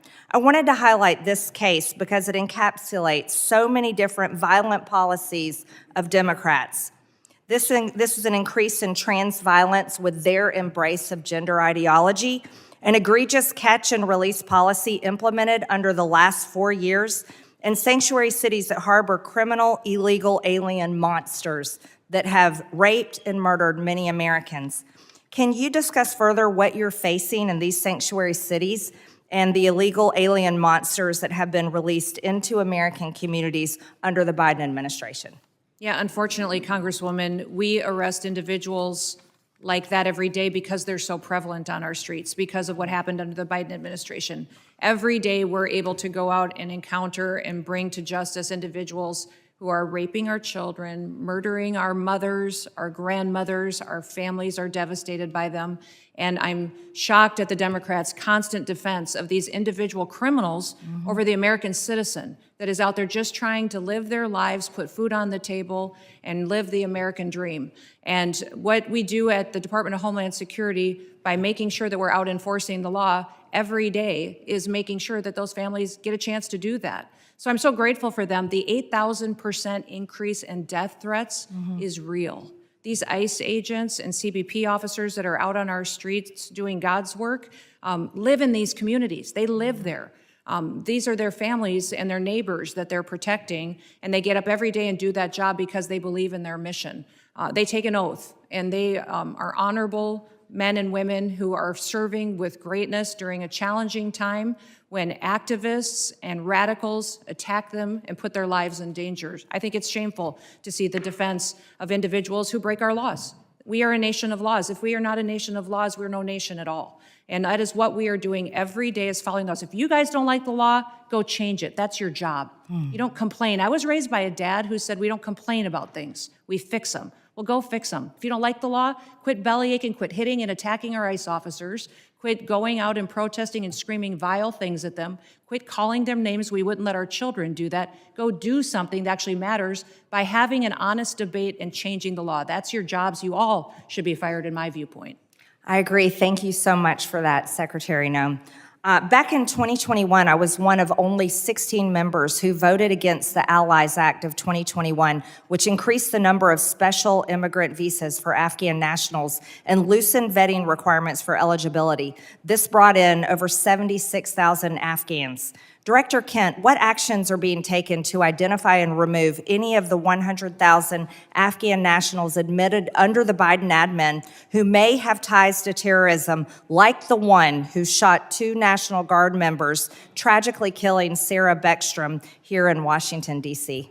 I'm sorry, gentlelady's time has expired, but Can he just answer no, we're quickly? keeping everything quick to the 5 minutes. I'm sorry, but gentleman from New York is now recognized, Mr. Goldman, for 5 minutes. Secretary Noem, let's talk about the law. Do you agree that asylum is a lawful pathway to immigrate to this country? Yes or no?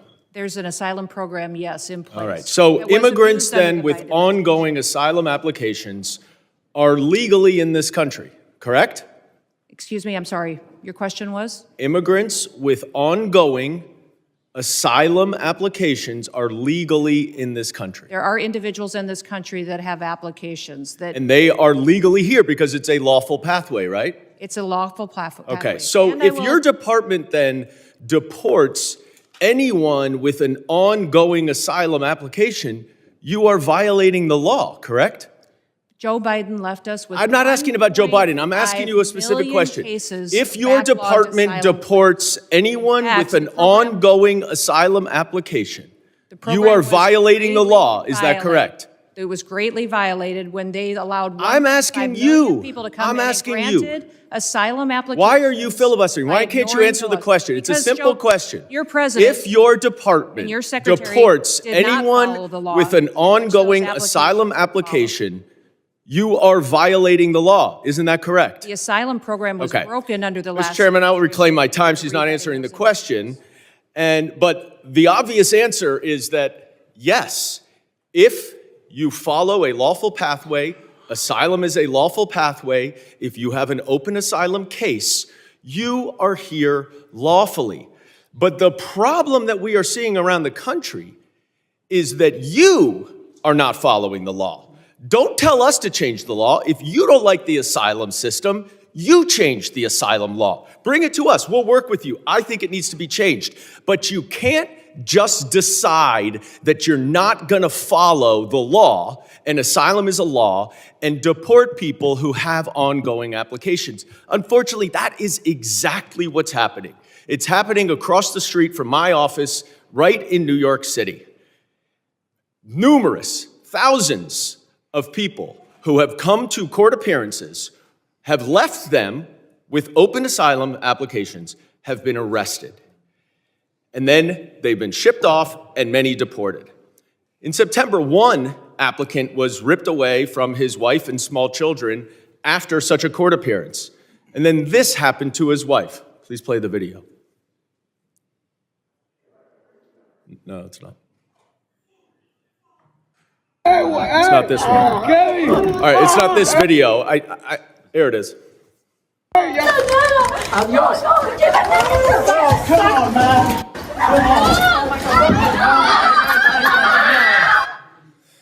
Now, after this incident, your department issued a statement that said the officer's conduct in this video is unacceptable and beneath the men and women of ICE.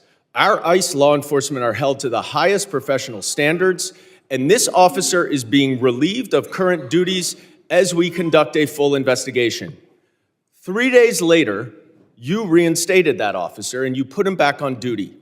I sent you a letter and asked you what investigation was done and why was he reinstated. You did not answer that letter. So I'm going to give you an opportunity right here to explain to me that if that officer's conduct was, quote, beneath the men and women of ICE, unquote, why did you reinstate him? Sir, that investigation was completed. I can give you that investigation and the information that you would like. This is Well, I wrote you 2 months ago. Why haven't you given it to me yet? I'm actually surprised that you haven't gotten it. I'm going to ask my staff about that. Well, you shouldn't be because I have surprised responded because generally to speaking, you hundreds do and not hundreds, if respond not to thousands us. of your letters. Now, the other problem that we are Mayorkas, when he had seeing this all job, over didn't the respond to country letters for years. is that your officers are wearing masks, are dressed in plain clothes, often going around without identification. All of our officers are And identified. I'm not asking a question. I introduced the No Secret Police Act to stop this. And we now have 113 co-sponsors so that they will not be masked and that they will identify themselves. Now, you say all of them are identifying themselves. That is not the case because last month in New York City again, the NYPD officers were injured by your masked, plainclothes ICE officers after they were called from 911 as residents witnessed your officers pulling individuals out of their vehicles and chasing them down the street. I also asked you what happened there. How were the NYPD officers injured by your officers? And you didn't respond. What's the answer? Sir, our individual Gentlemen's officers time are is identified. time has expired. I yield I back. recognize gentleman from Texas, Mr. Gonzalez, 5 minutes. Thank you, Chairman. Thank you, Secretary Noem. Thank you, Director Kent and Director Glasheen, for your patriotism, your service to our country. Thank you to the families for allowing everyone to serve. We're grateful for that. Democrats like to show clip after clip. I represent a district that's half of the southern border. Our lives were turned upside down under Joe Biden, and now we have our lives back due to President Trump and due to the policies that y'all are executing. So thank you.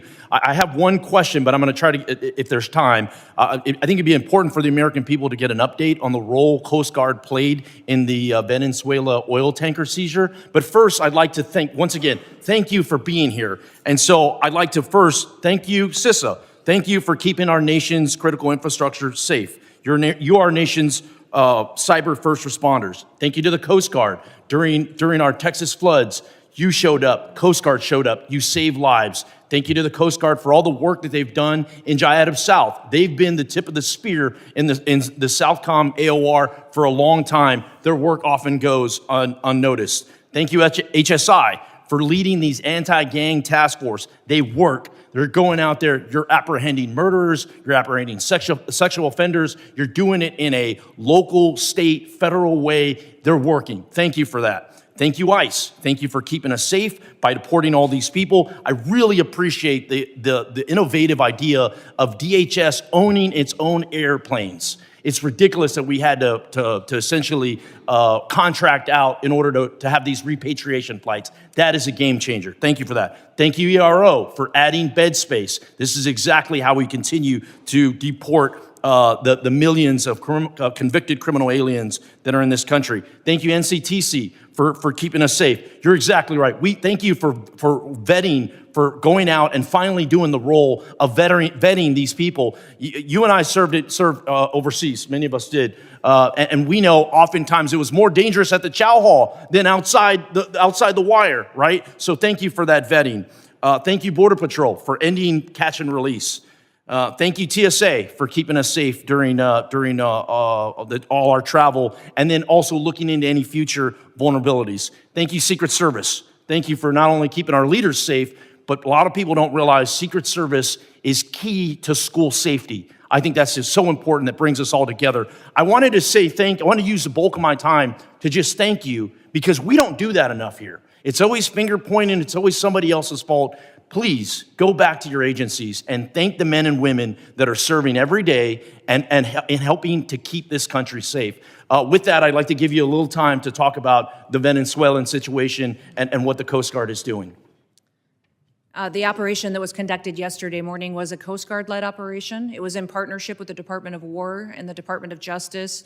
the FBI as well, and it was a successful operation directed by the president to ensure that we're pushing back on a regime that is systematically covering and flooding our country with deadly drugs and killing our next generation of Americans. Just the drugs that the Coast Guard has been able to interdict on the waters since that President Trump has been in office has been enough lethal doses of cocaine to kill 177 million Americans. That's 2/3 of our country that has been saved by blowing up, by going after and bringing to justice these individuals that are out at sea and those individuals that are funding it with a shadow fleet of sanctioned oil that should never be sold to benefit their profits and their pockets to kill Americans. Thank you for that update.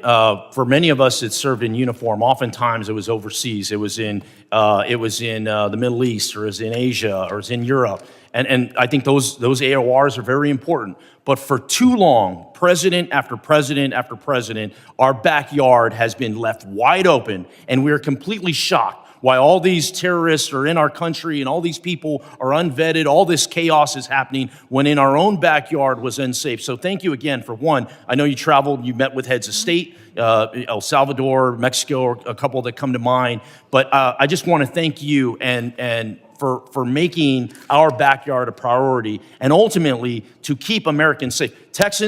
Texans are more safe today than we were a year ago. And a lot of that is due to President Trump and due to the leadership that I'm seeing right here of executing those policies. Thank you, thank you, thank you. With that, Chairman, I yield back.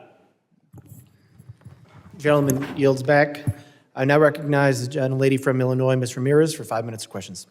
Thank you, Chairman. American citizens have been arrested or detained.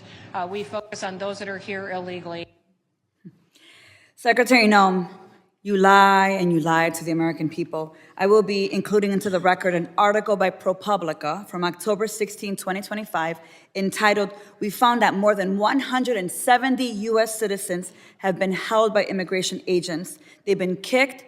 There's nothing smiling about U.S. citizens. I'm sorry, that's very inappropriate. Let me continue. They've been kicked, dragged, and detained for days. The next one. The Trump administration has specifically targeted the worst of the worst. The individuals that we are going after are those that are violent criminals, those that are breaking our laws. Secretary Noem, again, you lied to the American people. I will be including into the record an article by the NBC News from December 7, 2025, entitled, "ICE has arrested nearly 75,000 people with no criminal records, data shows."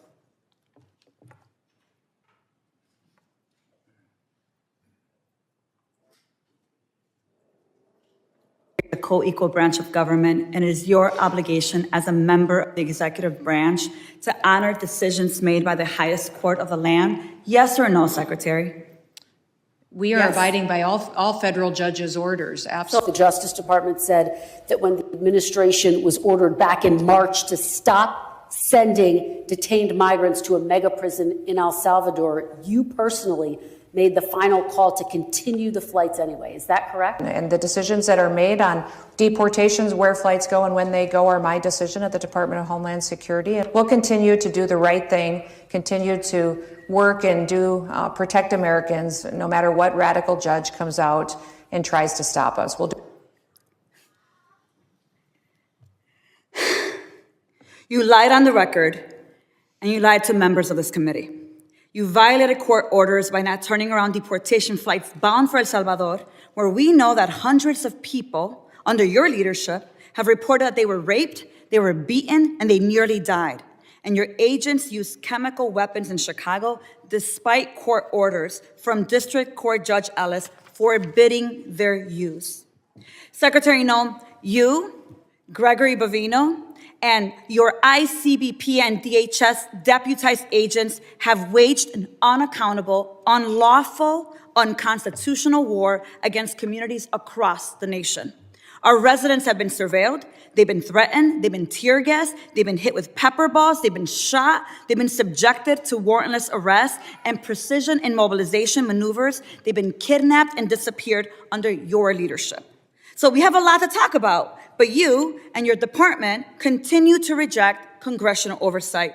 And you know how I know this?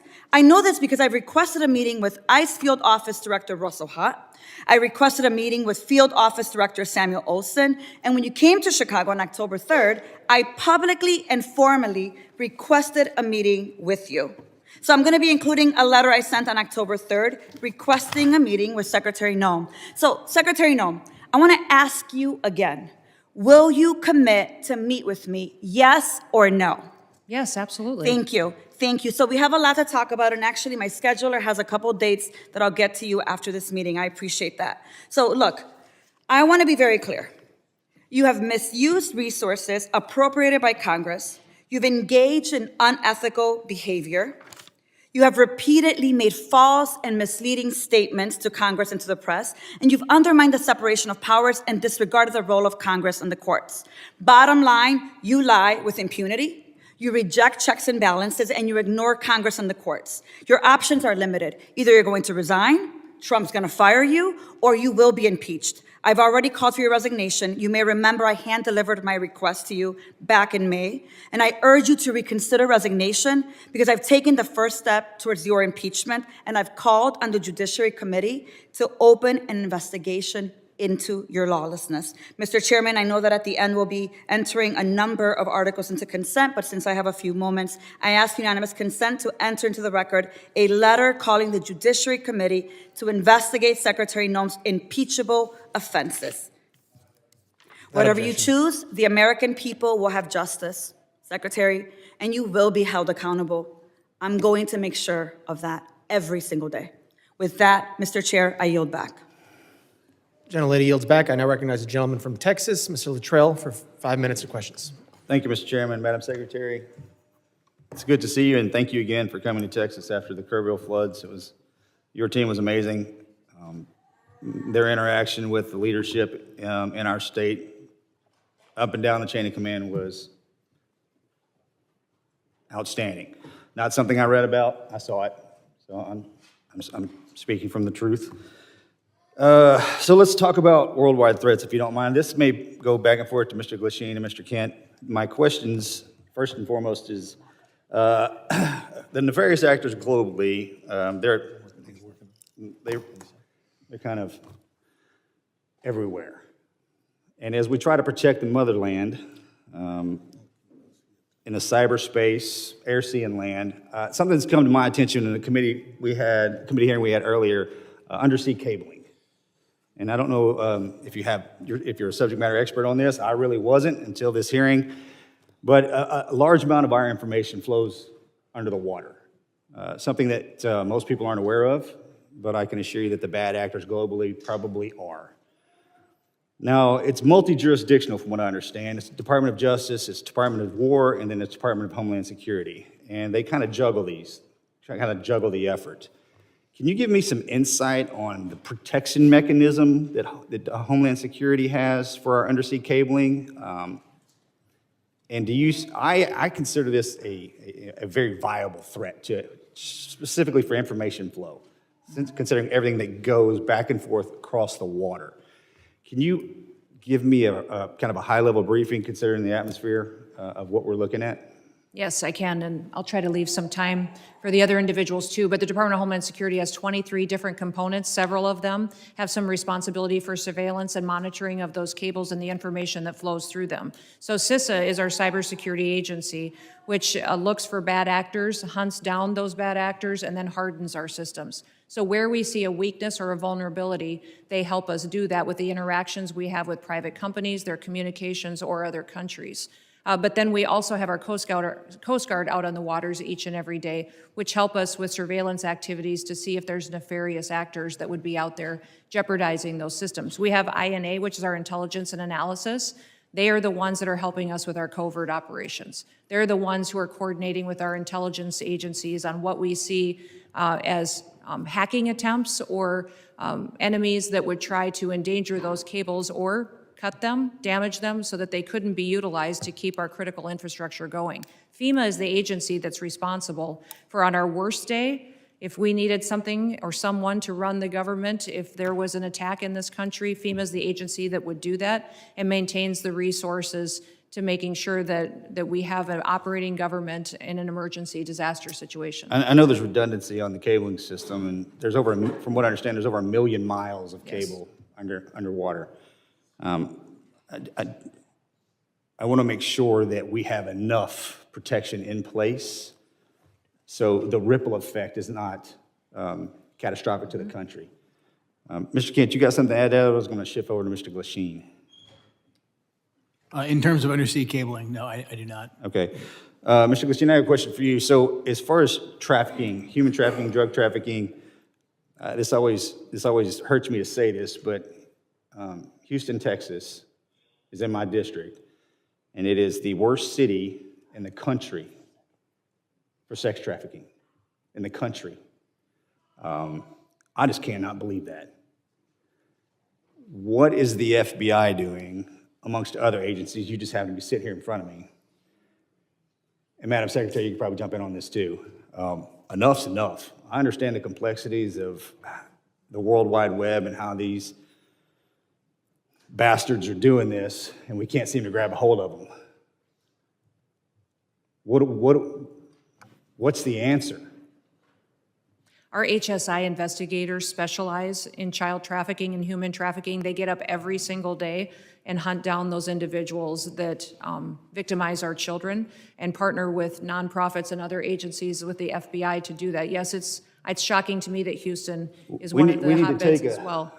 We need to take a better look at this because we're losing. I mean, we're losing so bad,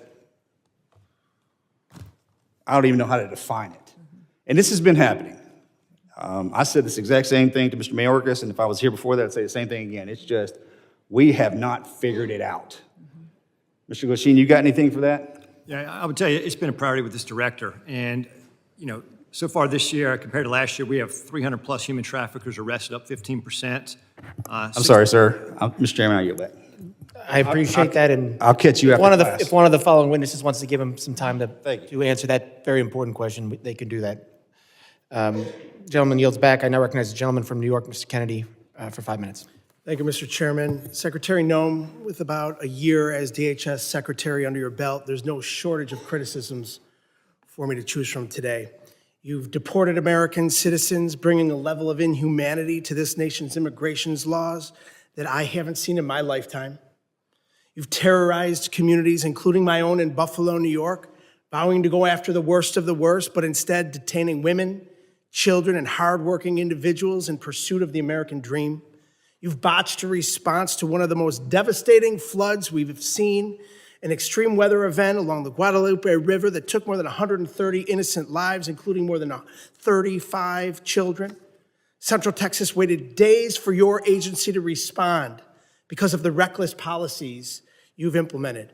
Your FEMA lead was missing in action, completely unreachable, as were FEMA's call lines, with 84% of calls unanswered on July 7th, 3 days after the floods.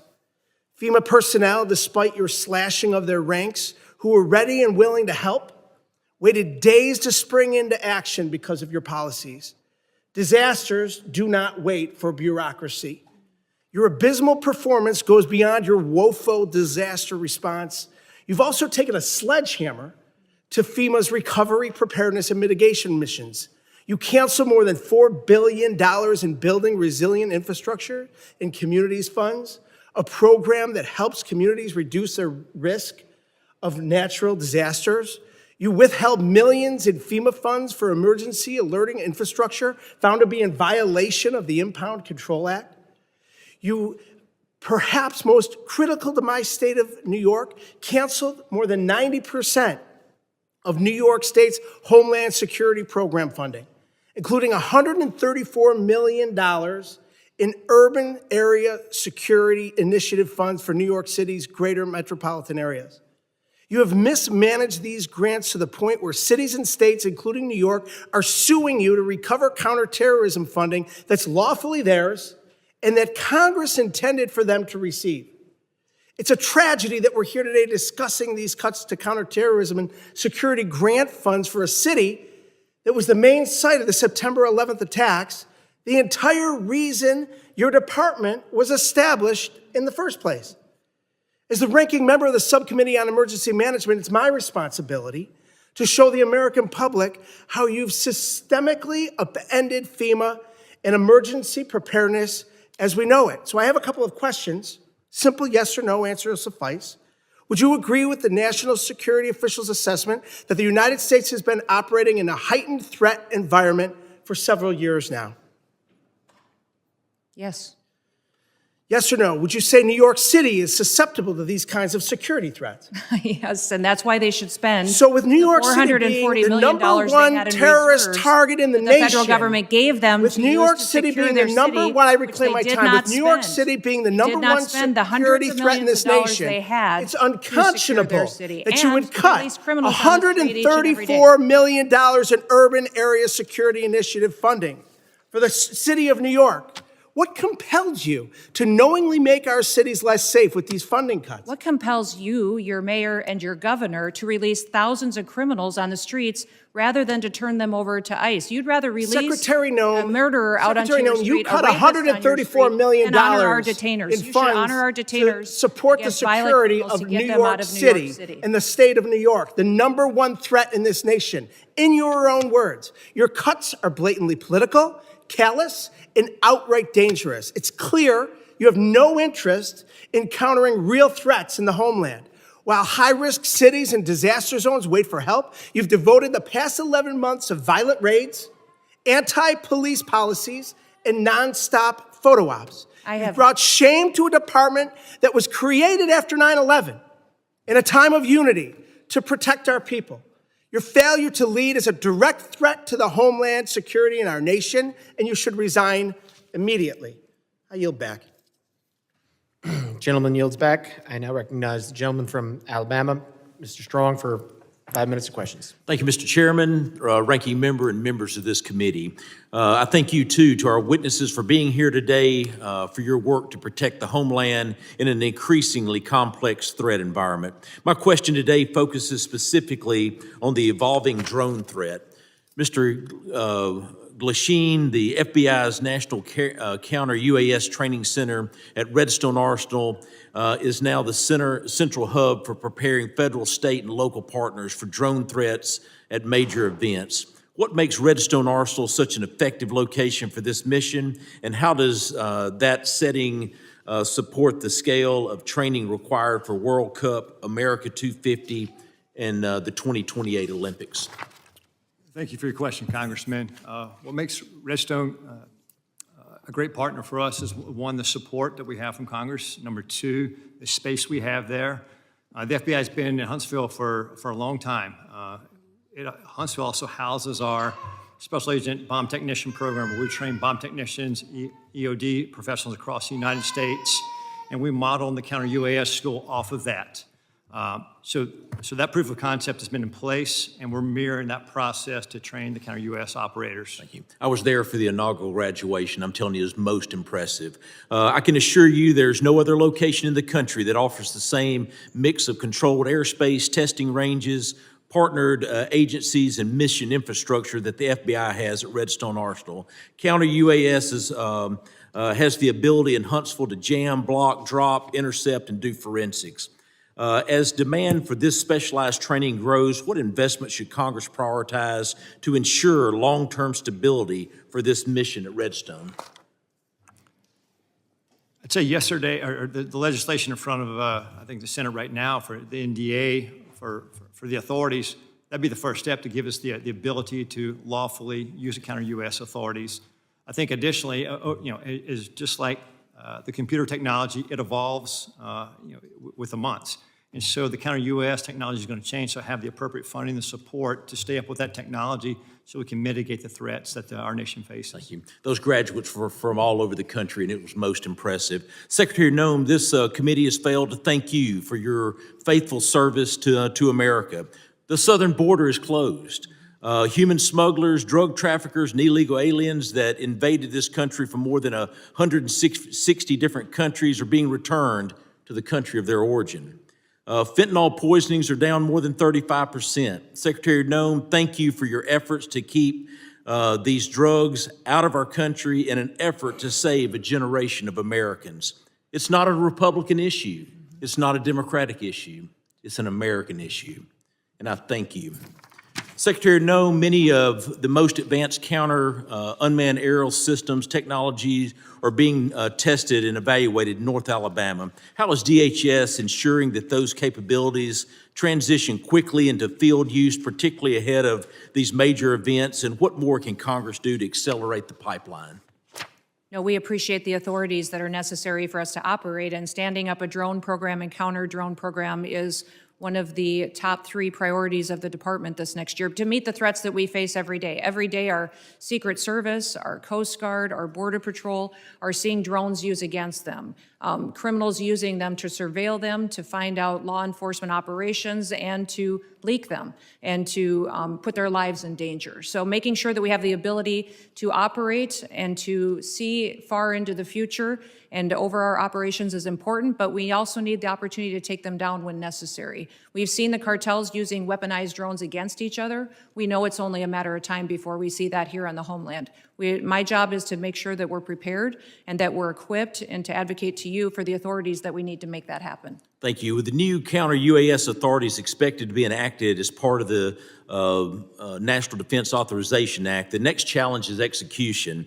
What concrete steps is DHS planning to take in the coming months to ensure that these new authorities are fully operational before the FIFA World Cup, the Olympics, and America 250? And I even want to take it even further. You start looking at college football, we've got to take it even further. Rather than they're all large gathering events. I actually had the Secretary of Security of the Southeastern Conference before Mr. Kennedy and my committee, and it was unbelievable. On any given weekend, 8 to 10 football stadiums with greater than 90,000 people there. We must defend the home front.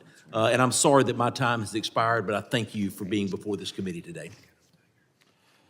Gentleman yields. I now recognize the gentlelady from New Jersey, Ms. MacGyver, for 5 minutes of questions.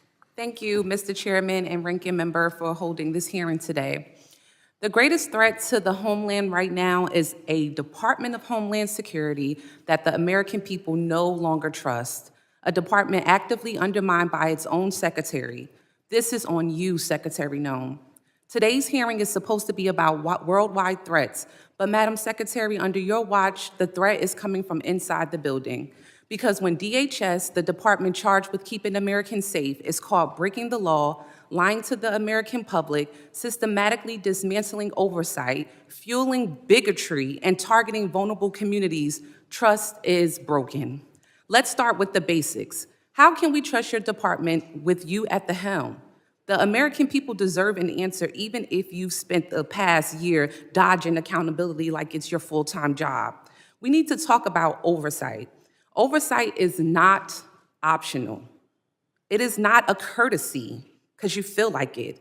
It is not something you entertain only when it's politically convenient to you.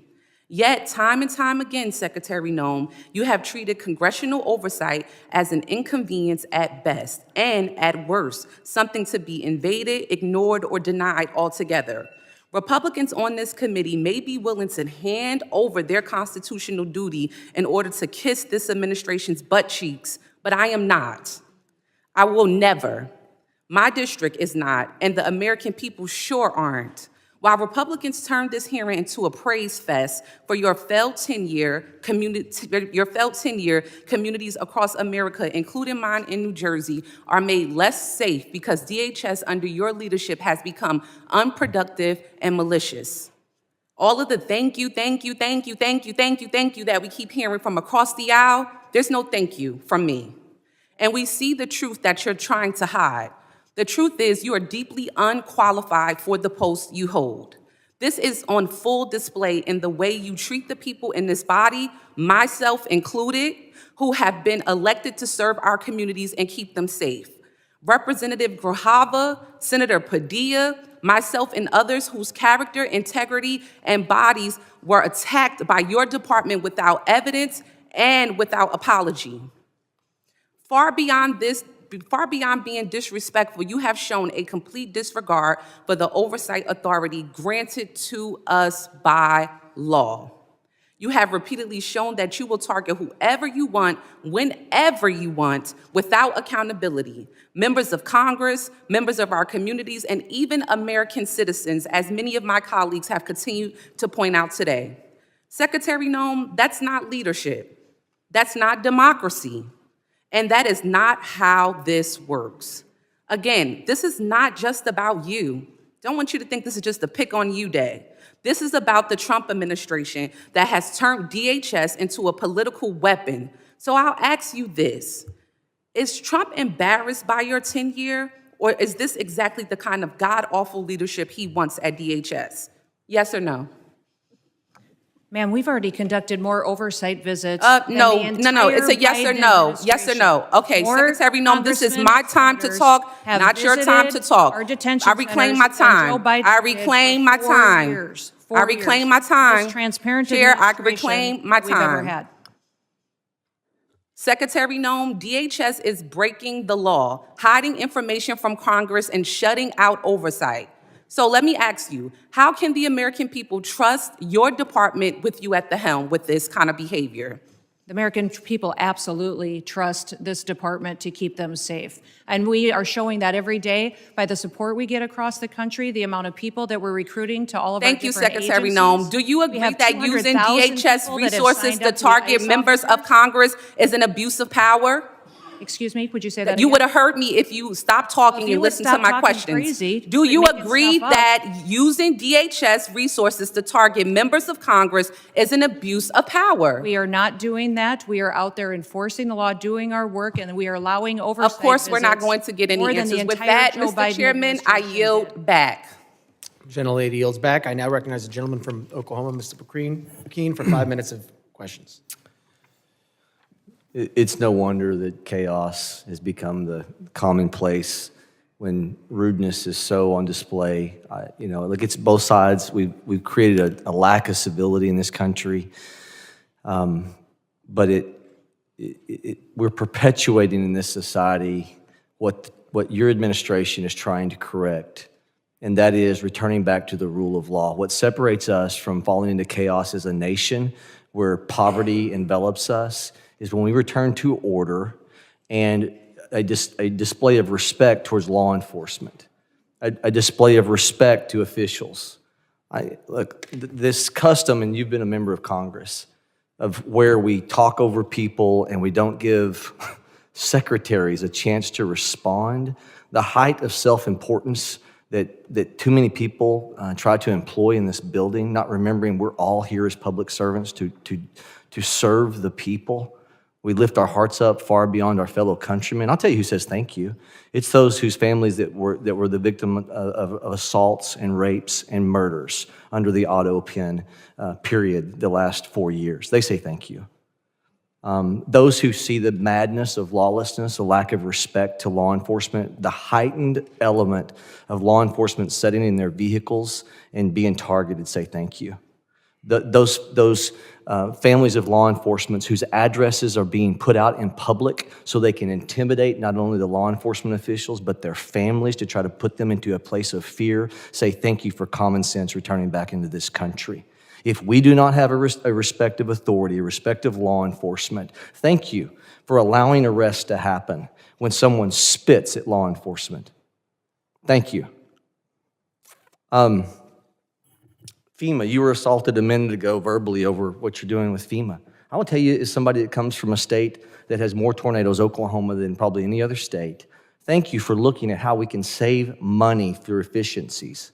Our state would love the opportunity of what this administration is talking about, of returning power and decision-making back to states. As I've said to you before, of a person who sat on a bulldozer watching the madness of trying to comply with EPA regs that have built their way into FEMA and people's homes destroyed, and as a state lawmaker pushing timber around on a dozer trying to comply and get taking the time off from time of exercise as a lawmaker trying to help people, and I saw the craziness of federal regulations. Thank you for looking and not taking your foot off the gas of trying to put more money back into national security from the waste that has happened through endless regs.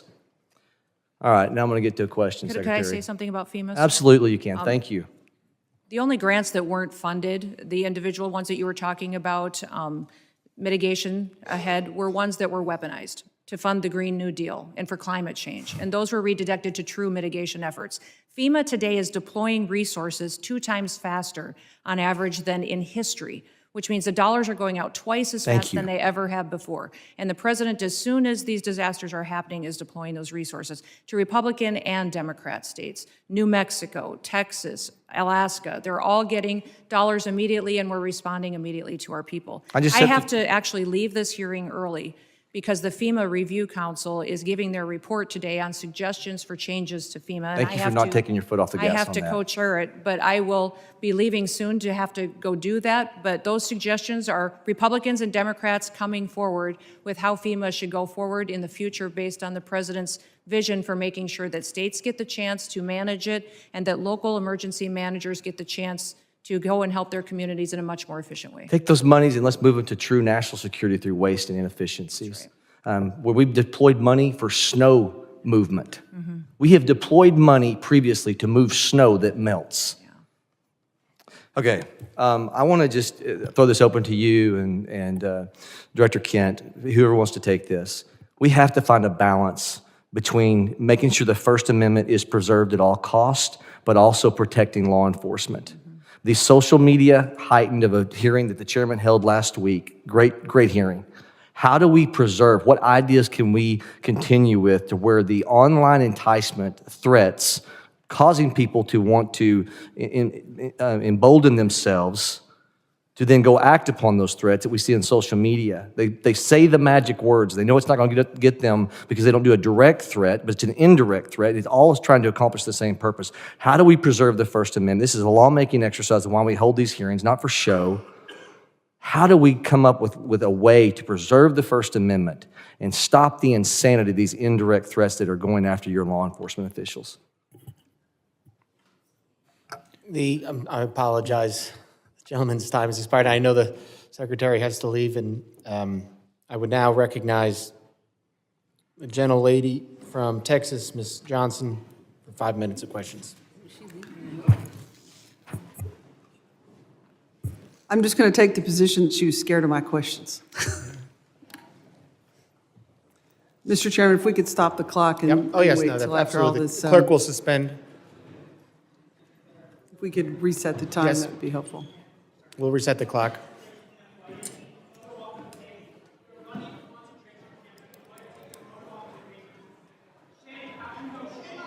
Gentlelady, prepared?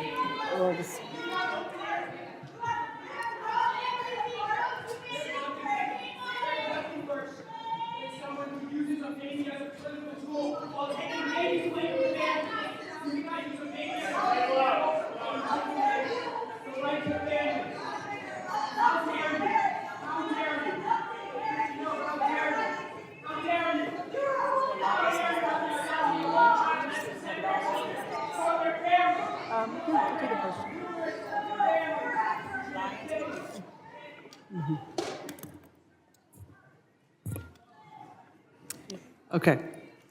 Thank you. Gentlelady's recognized. Yeah, thank you, Mr. Chairman. You know, I just want to respond to a lot of what Secretary Noem has just testified to.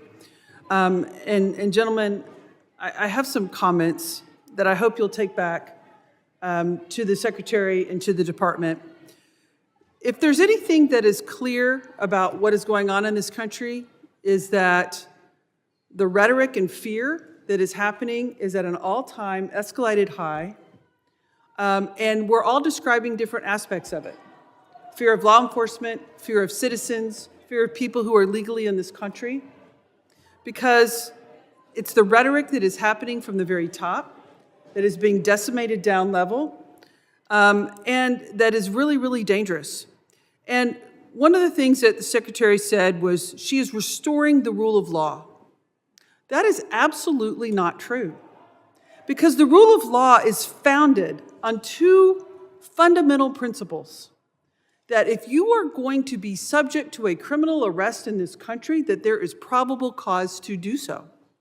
You can't just snatch somebody walking into a coffee shop because of the color of their skin. There's no probable cause for that. And also that you will get due process. And that is not happening.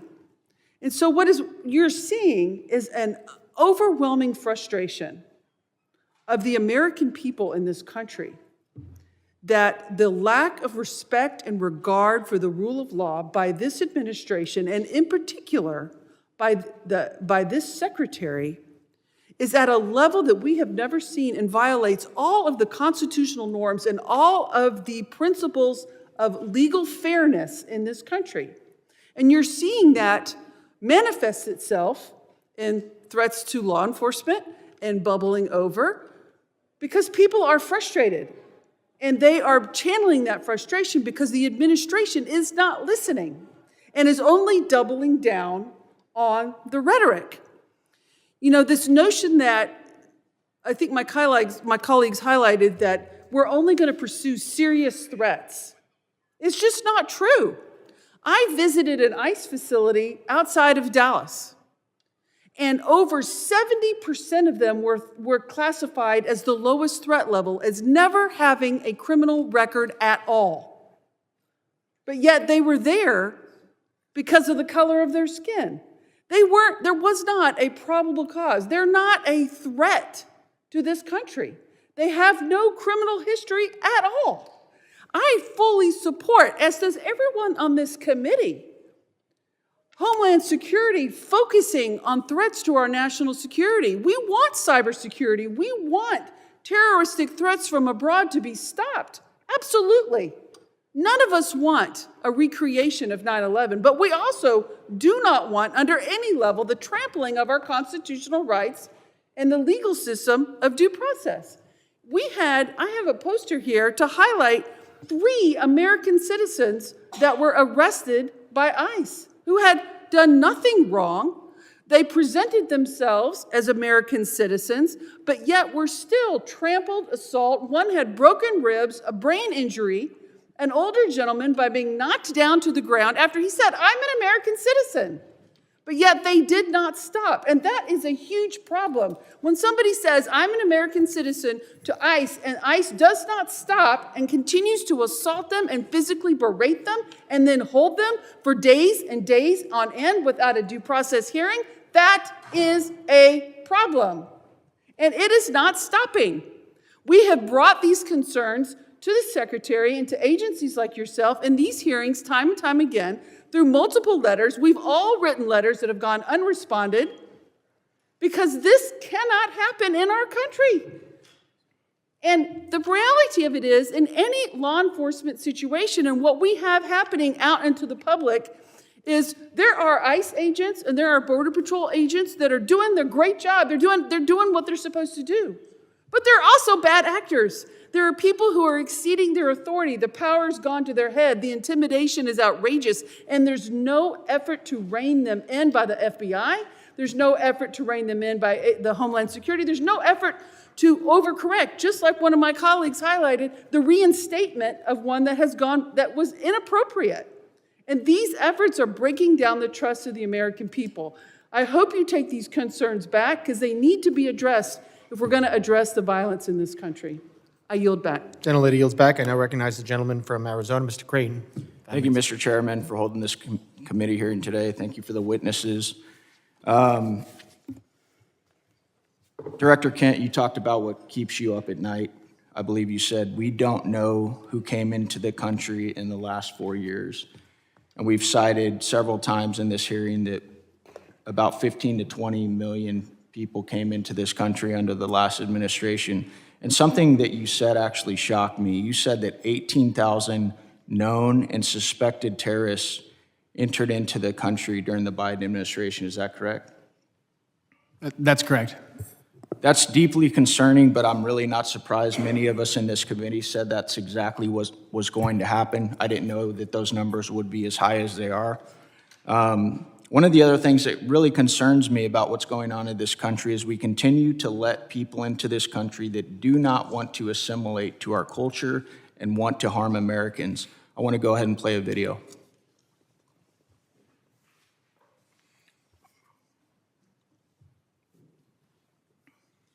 Law should be above the U.S. Constitution. Yes. Should Sharia law be over the U.S. Constitution? Yes. U.S. Constitution, which is made by people, and the Sharia law is made by Allah. So that is all the way above. That has to be definitely in the land, not for the America, for the whole world would be above. the So Sharia that law. should be above the U.S. Definitely. Constitution. Yes. Do you feel more comfortable living under American law, or do you feel more comfortable living under Sharia law? Sharia law. I'm a Muslim. I prefer Sharia law. Sharia law, yes. You prefer Sharia law over American law?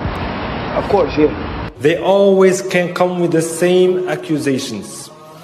This speaker supports death penalty for homosexuals. This speaker supports death penalty for this crime or that he is homophobic. These are general views that every Muslim actually has. Every Muslim believes in these things. If the law of the land is Islamic, we will respect the law of the land. What if it's not Islamic? If it's not Islamic, then the law of the land and those who make it can go to hell, quite honestly, because Allah said in the Quran, in chapter 33, verse 1, He said, O Prophet, fear Allah and do not obey the disbelievers and the hypocrites. You know why they're worried about the border? Watch this clip here that Vinny just sent with Al-Qaeda. I call upon every Muslim in the infidel, criminal, and arrogant United States. Does not matter if they're Arab, American, or other descent. I'm saying to all of them, revenge, revenge. Do not consult anyone by killing infidel Americans. You should have a lot of determination, and a list of your targets should be effective. Director Kent, what do you think when you see a video like that?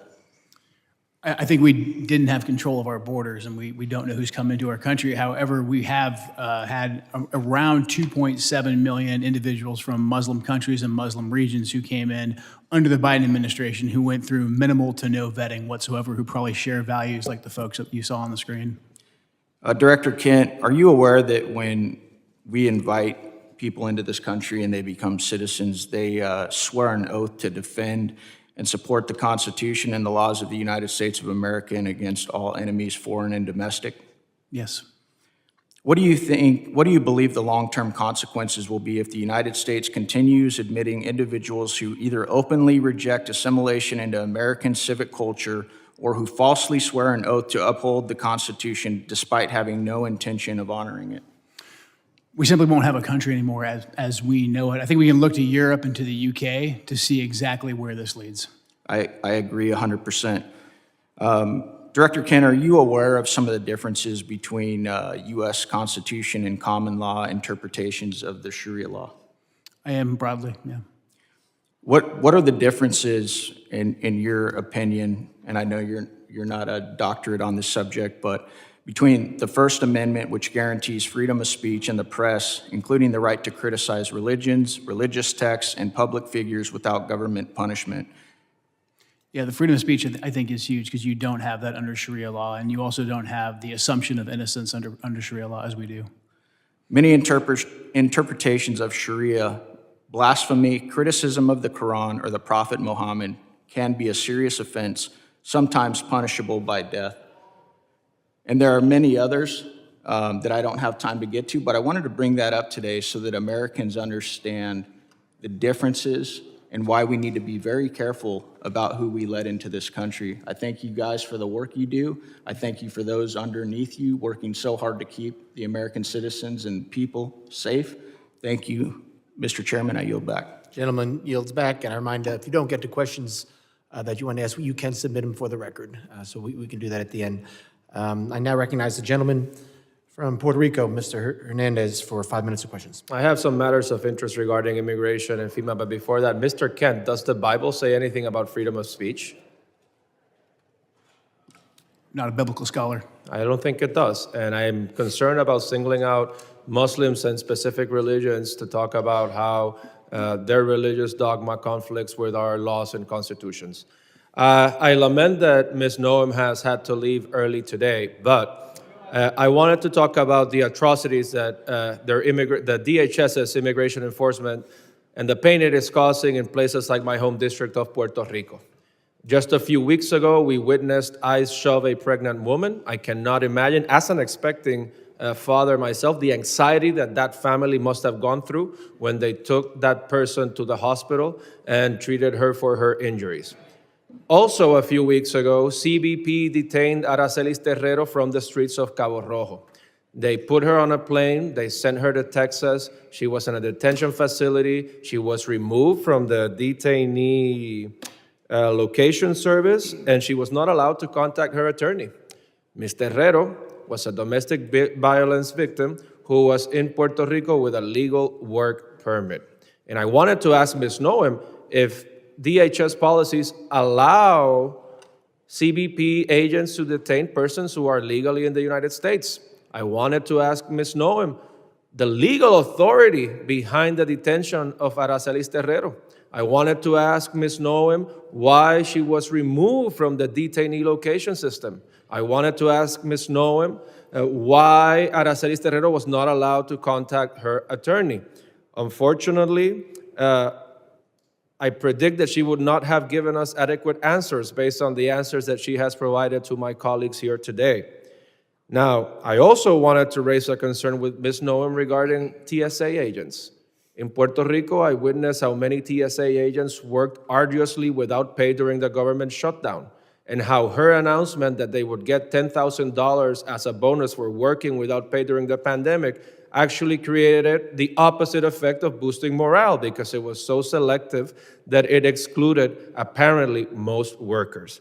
And finally, I wanted to raise the concerns of red and blue mayors from Puerto Rico. I emphasize red and blue mayors, Republican and Democratic mayors, regarding her recent secret policy regarding transactions or grants for FEMA money that exceed $100,000. So to their surprise, they found out that grants and funding assignments exceeding $100,000 would now need to be approved by Secretary Noem. But there was no transparency regarding that rule. And we have no information regarding the application and the enforcement of that rule. And I sent her a letter with 15 other members asking those questions, and I got a letter in response that has no answers to these questions. And I wanted to urge her to reconsider this policy that is delaying aid and reconstruction funds for the people of Puerto Rico, which are still suffering 9 years after Hurricane Maria, and that this is affecting Republicans and Democrats, that reconstruction should not have a party ID, and that instead of fighting the bureaucracy, this has made the bureaucracy worse. But unfortunately, Secretary Noem left early, and we are left expecting these answers. Thank you, and with that, I yield back. The gentleman yields back. I now recognize the gentleman from Tennessee, Mr. Ogles, for 5 minutes of questions. Thank you, Mr. Chairman, and thank you to the witnesses. Let's be clear. The United States of America is safer today because of President Trump. The United States of America is the dominant predator across all landscapes because of President Trump. We have restored our status as the global leader because of President Trump. Hard stop. Now, when we look at the topic of the hearings, the objectives, there were 6 bullet points. I'm going to hit the highlights, examine the full scope of evolving threats facing the United States of America, particularly on readiness at the federal, local, and state level. Highlight the significant, number 2, the significant national security gains achieved by President Donald Trump. 3, review the Trump administration's efforts to reverse the damage caused by the Biden border crisis. 4, analyze the scale and scope of cyber threats, which is my area as the chairman of the cyber subcommittee. 5, discuss the evolving terrorism landscape, including FTOs, HVEs, and DVEs. And 6, evaluate emerging unconventional threats. Unfortunately, my colleagues must not have read the memo, because that's not what they've talked about. They want to talk about ICE and immigration. So let's talk about that. You know, in 1965, we passed the Hart-Celler Act. Since that time, we've seen chain migration on a scale that, quite frankly, I'm not sure even the progressive liberal authors of that bill could have possibly imagined. In that amount of time, we've seen 60 million migrants come into this country, most of which, 90%, from third world countries. There are roughly 300,000 Afghans in America, 200,000 of which came under Biden. Approximately 45% of Afghans are on U.S. food stamps. Afghans under the Biden administration have an unemployment rate double that of Americans. 68% of Afghans are on Medicaid. Let's go overseas. And so if that sounds like political rhetoric, let's look at the facts. Paris, 48% of crimes committed by foreigners, most of which were Muslim. Overall crime has surged since the Islamic migrant influx. That is from the French Interior Ministry. London, 40% of sex crimes are committed by foreigners, most of which are Muslims. That's the Metropolitan Police Department. Rome, 83% of 2024 street robberies by non-EU citizens, almost all of which were Muslim. Sexual assaults, 69% Muslim, Italian police reports. Minneapolis, here in the homeland. Violent crime in Cedar Riverside, a Somali hub, rose 56%, 2010 to 2018. Dearborn, Michigan, crime 105% above the national average. Hamtramck, outside of Detroit, 92% of assaults by Muslim immigrants. Drug arrests, 85% Muslim immigrants. Now let's go to Nashville, Tennessee, where a Somali man, a migrant who came in 2015, raped to death a woman on the steps of a church. I've had enough. I've said it once, and I'll say it again. Deport them all. This is our country. We get to decide who comes in, and we get to decide who has to leave. And I say, deport them all. 90% that have come into this country are from third world countries, most of which are sucking resources from American citizens, burdening our cities. They do not belong here. Mr. Kent, I'm chairman of the Cyber Subcommittee. Let's go into the scope and scale of the cyber threats posed by the CCP. I give you the floor, sir. CCP is probably one of the more aggressive actors in the cyberspace right now. NCTC is mostly focused on the terrorism realm and how terrorist actors are using the proliferation of encrypted devices and just the internet to spread propaganda. That's probably our biggest purview in terms of cyber. Mr. Glasheen? Chairman, I would say that the Chinese government, the CCP, is our greatest cyber threat. It is a full-time job. And the resources they throw at this is unbelievable. It's a major concern. You know, I want to thank the witnesses for being here, and I want to thank President Trump. You know, as I sit in the skiff and I'm reading the briefings from the CIA and the FBI on the daily attacks to our country and to our infrastructure, I appreciate the president, and I appreciate you gentlemen and your service to this country in keeping Americans safe. They have no idea what you do every single day. God bless you, and God bless America. Mr. Chairman, I yield back. Gentleman yields back. I now recognize the gentlelady from New Jersey, Ms. Poe, for 5 minutes of questions. Thank you, Mr. Chairman, and to our ranking member. Yes, indeed, we've spoken a great deal and learned many things here today, some of which are still going unanswered, many questions that all of us still have.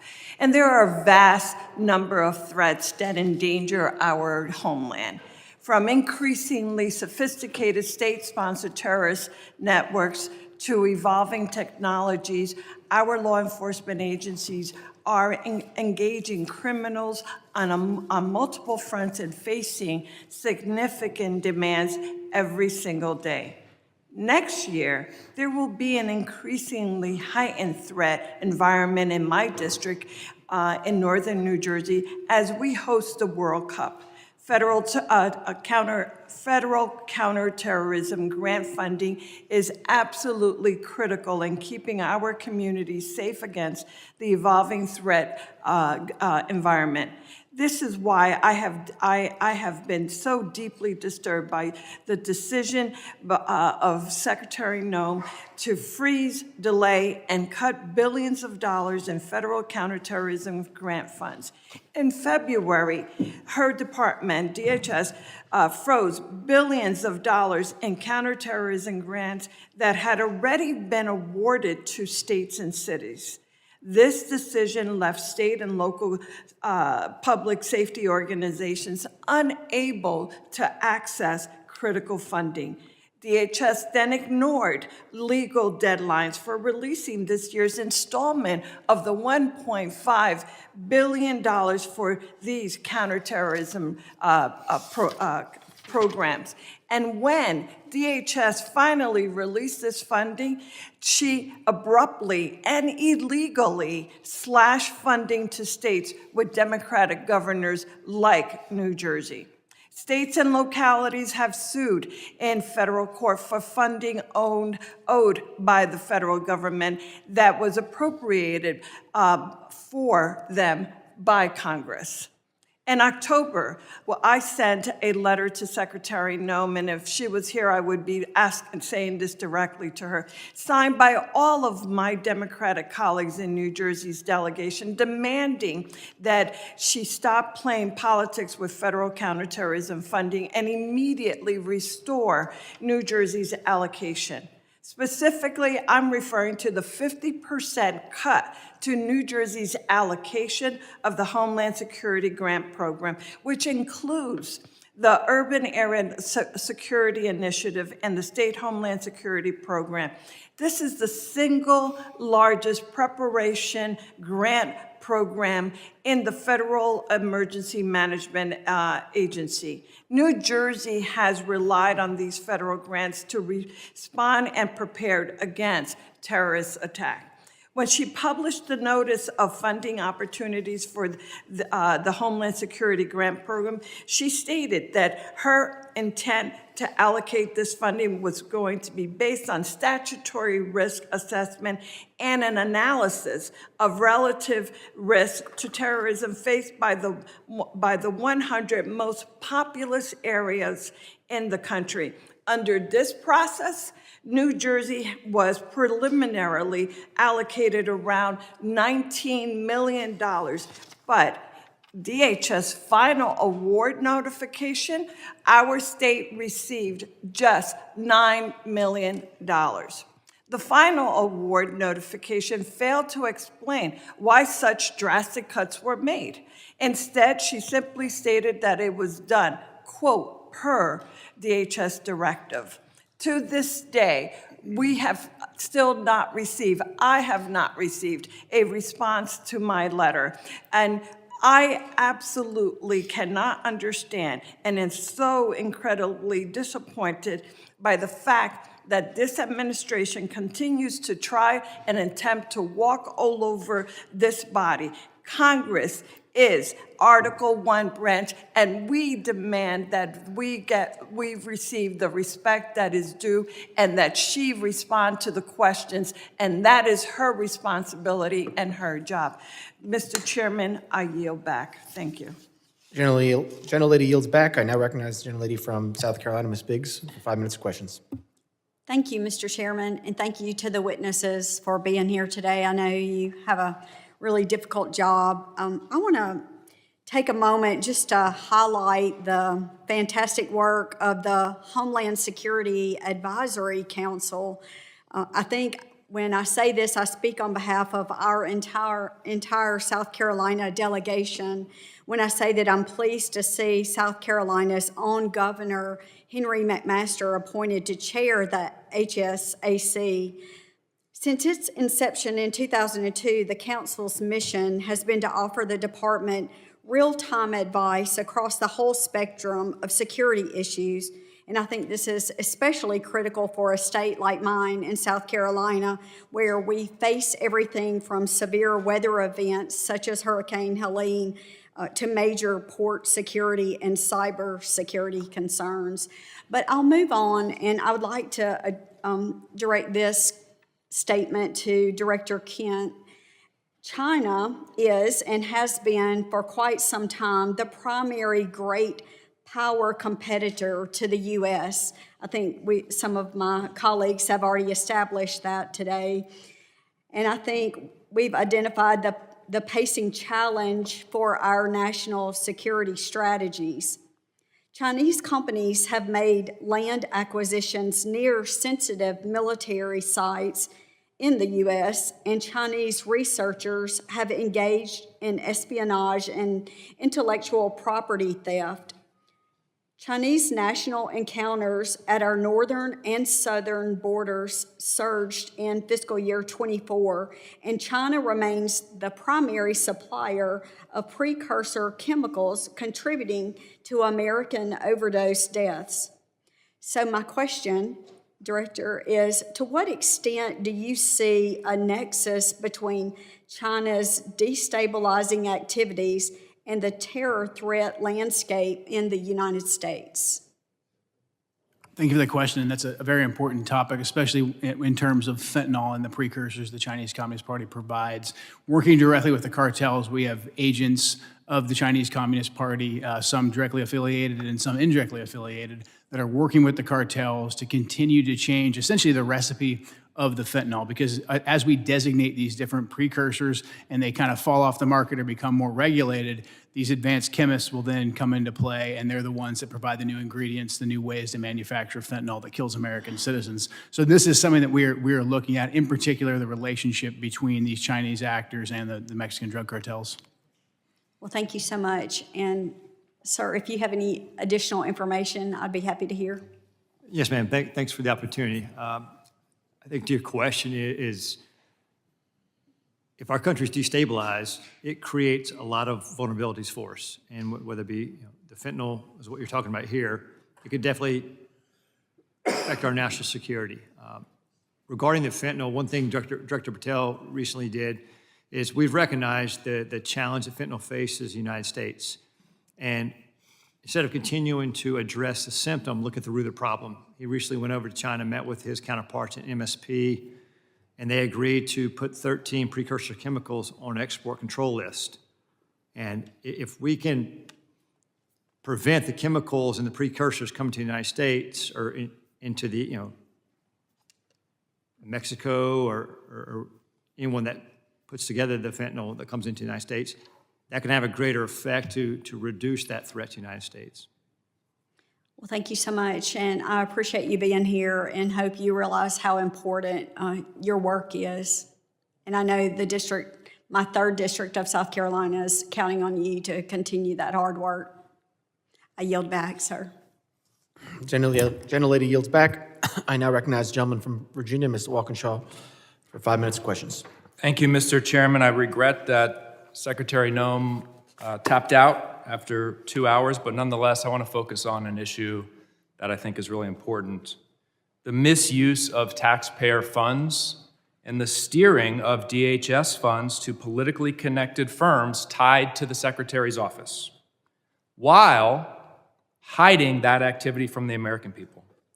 Secretary Noem has been criticized by members of her own party and by the Trump administration for being slow and ineffective when Americans actually need her help. Republican Senator Tom Tillis said she was, quote, slow off the mark in getting disaster aid out the door. A senior administration official recently told Politico that there was, quote, some fishy stuff going on with money at DHS. And the veto authority she handed to Corey Lewandowski over contracts and grants has delayed life-saving resources after disasters. So when it comes to helping disaster victims, she's been slow and ineffective. But when it came to spending money on her own image and then funneling that money to her friends and her political allies, she moved with remarkable speed. According to reporting by ProPublica, DHS obligated $220 million for an advertising campaign featuring her in staged, phony border imagery and featuring pictures of President Trump's private properties. That money, that taxpayer money, was routed through a newly created and secretive Delaware shell company.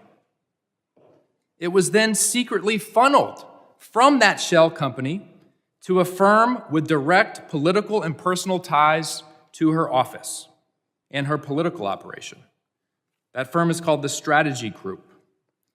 This situation has all of the elements of political corruption.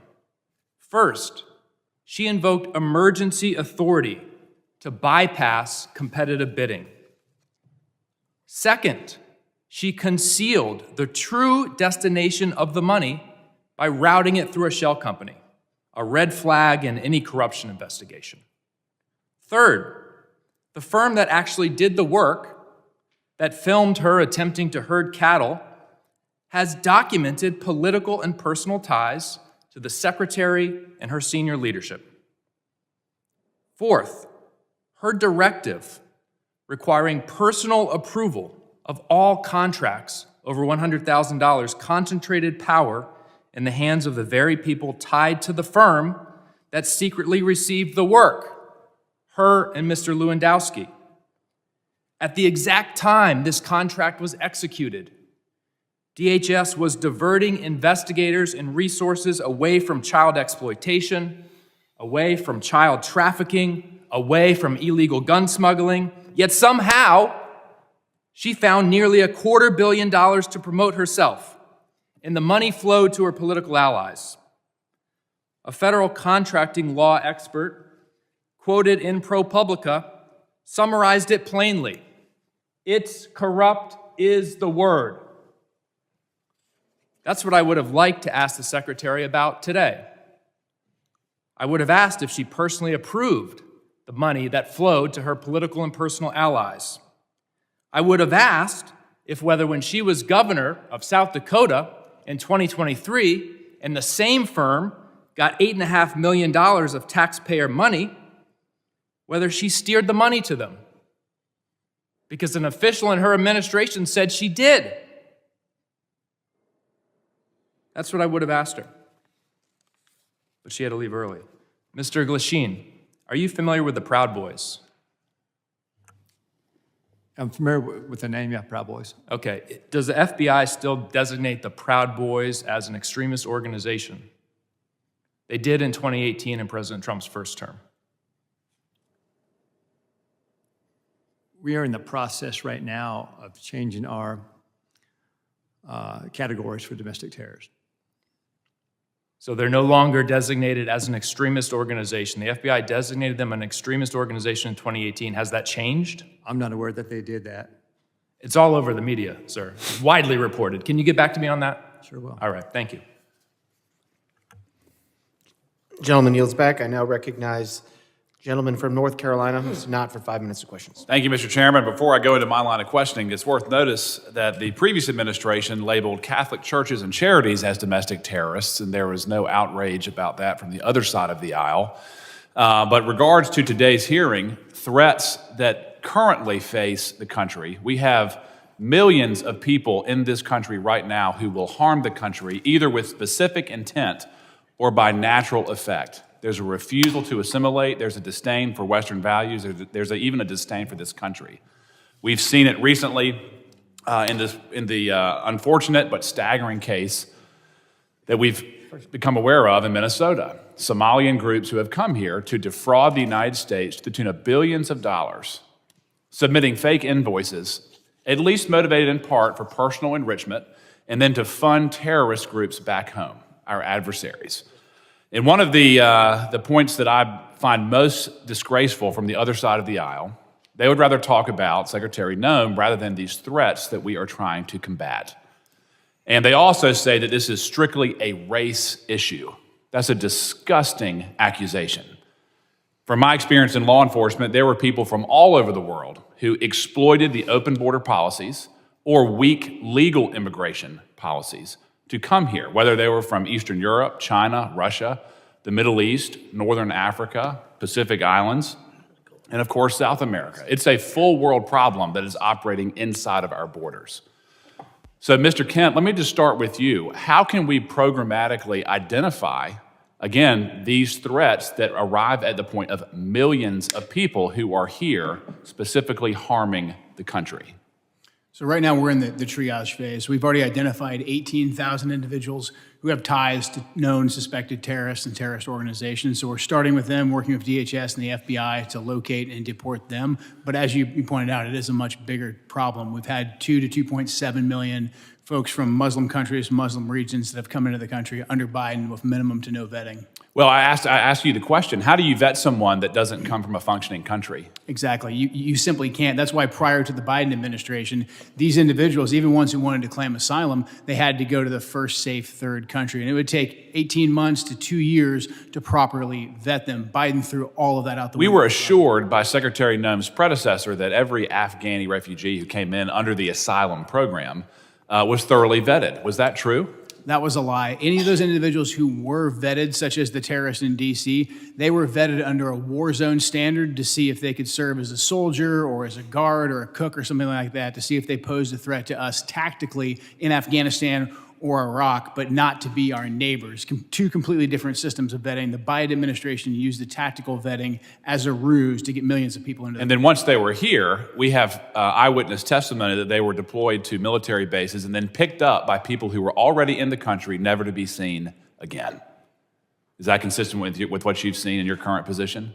Absolutely. We're having a hard time running down where a lot of these individuals are. That's why we haven't been able to locate and deport all of them rapidly. What tools can we assist you with in identifying these self-radicalizing circles who are inside the country currently? One thing that I want to be sure that the people who are watching this know is that the shooter who committed the act of terrorism against the 2 National Guard members, he was radicalized here. Yeah. How are we going to identify, again, the people who are inside of our own borders, empowering our enemies to commit harm inside this country? Right now, the Trump administration has essentially gone back to letting us enforce laws, letting us enforce immigration standards, and letting us vet people. What I would like to emphasize to this committee and to the American people is that we simply cannot go back and retroactively vet these millions of folks that came in under Joe Biden. We have to locate them, and we have to deport them as soon as we possibly can. Those who want to reapply, they can have the opportunity to reapply. So in terms of what we need, we just need the longitude to do our jobs. We're getting that from the Trump administration, and we appreciate the support of this committee. Yep. Mr. Glasheen, I want to give you a time to answer. In terms of the types of domestic terror that we currently face inside of our own borders, can you briefly describe that with the remaining minute that I have? Yeah, and thanks for the opportunity. I want to make very clear, I know the question came up earlier about designating the prevalence. The FBI doesn't designate domestic terror groups. We don't do that. That wasn't a serious line of questions. We investigate people. Yes. And the common component there is violence. So I want to make that very clear. And so in terms of regarding the domestic terrorism threat, we have over 1,700 domestic terrorism investigations in the U.S. And with respect to Antifa, which was asked earlier, we have approximately 70 Antifa investigations. Our arrests with Antifa-related subjects are up 171% this year. Gentleman's time has expired. Thank you. I now recognize gentleman from Louisiana, Mr. Carter. 5 minutes of questions. Thank you, Mr. Chairman. Thank you, witnesses, for being here. I represent the New Orleans region where we welcome partnership. We do not welcome occupation. What we're seeing unfold in our community is not public safety.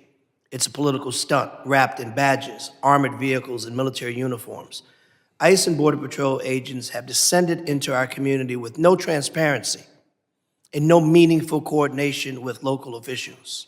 The militarized forces who are not trained in our local laws, not trained in community-based de-escalation, and do not know our neighborhoods or our people. This is a recipe for disaster, confusion, and dangerous mistakes. Our communities are not a stage for political theater. If this administration wants to partner, then act like it. Share the plan, respect local law, and work with us, not around us.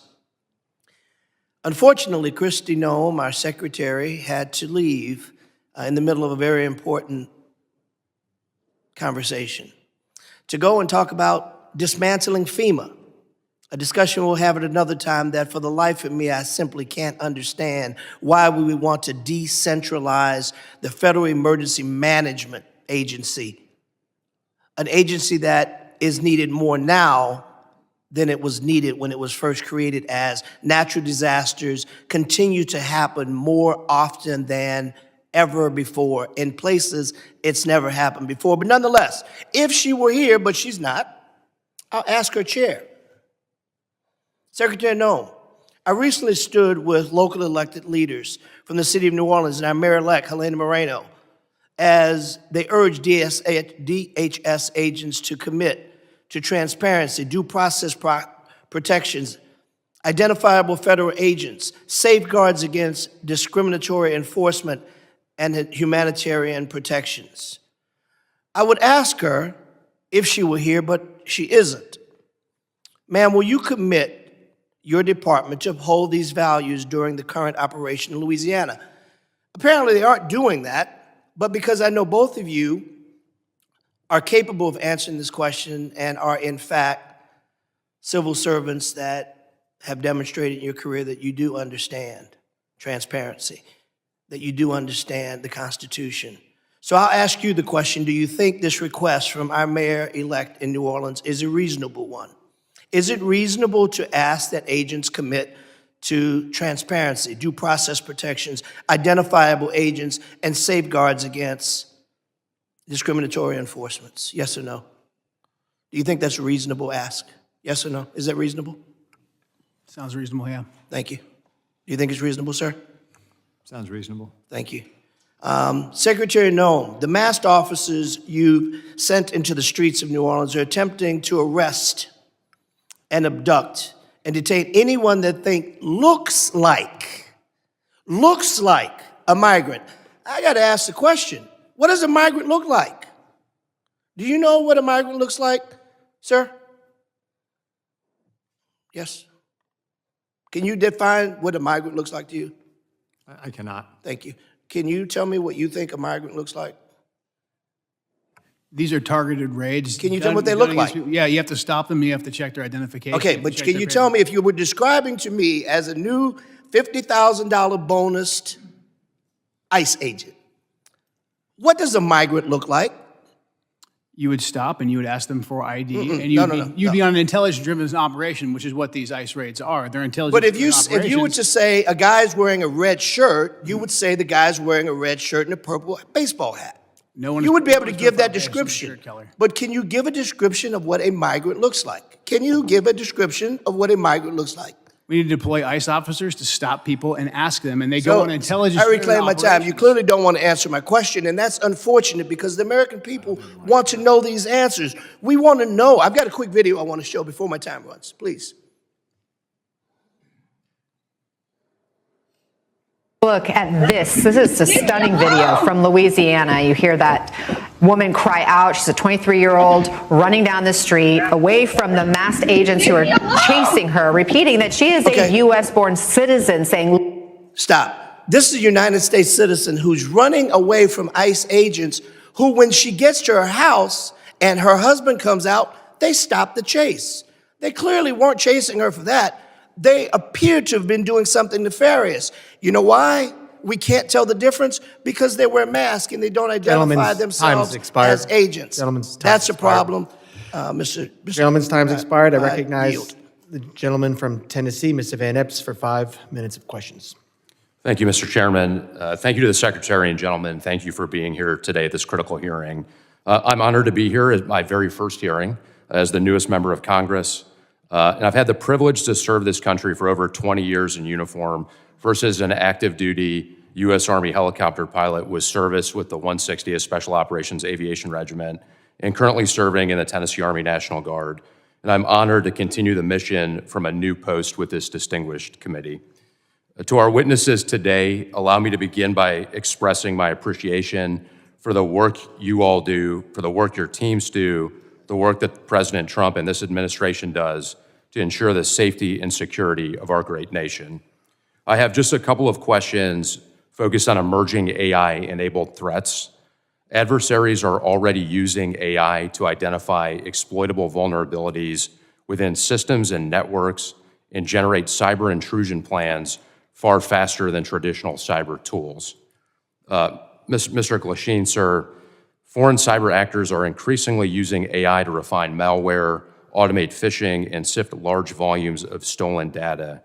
What additional cooperation or coordination between the FBI, DHS, and companies within the private sector would most improve early detection of AI-enabled intrusions, or if you would just like to comment on this matter generally.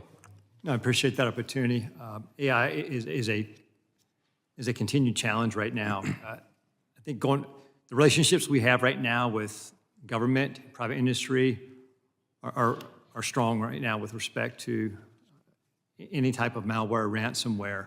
I think the CISA 2015 authorization that gives us the authorities, that's critical for the future success of that. And I think for the ongoing partnerships, I mean, the key piece here is that relationship with private sector, private industry. So we just continue to reinforce that. Thank you, sir. Director Kent, anything further you'd like to add on that from? No, AI is something we're closely monitoring. I mean, the ability for terrorists to breach language barriers and also to inspire people to conduct attacks and then give them AI-specific instructions, something we're monitoring carefully and very concerned about. Thank you, sir. Thank you both. I know you both spent your entire careers defending this country and greatly appreciate that, your service and sacrifice. Mr. Chairman, I yield back. Will the gentleman yield? Mr. Van Epps, can I have your time? Yes, sir. Mr. Kent, I want to talk to you a little bit about what we just had with Mr. Carter. I want to let you finish the answer about what an immigrant looks like, going back to my question, that there really is a wide variety of illegal immigration that has attacked this country. Just the gentleman yield to the gentleman? Yes, sir. Okay, so this is the correct time that the gentleman had left? Yes. Okay, the gentleman's recognized for the remainder of Thank you. time.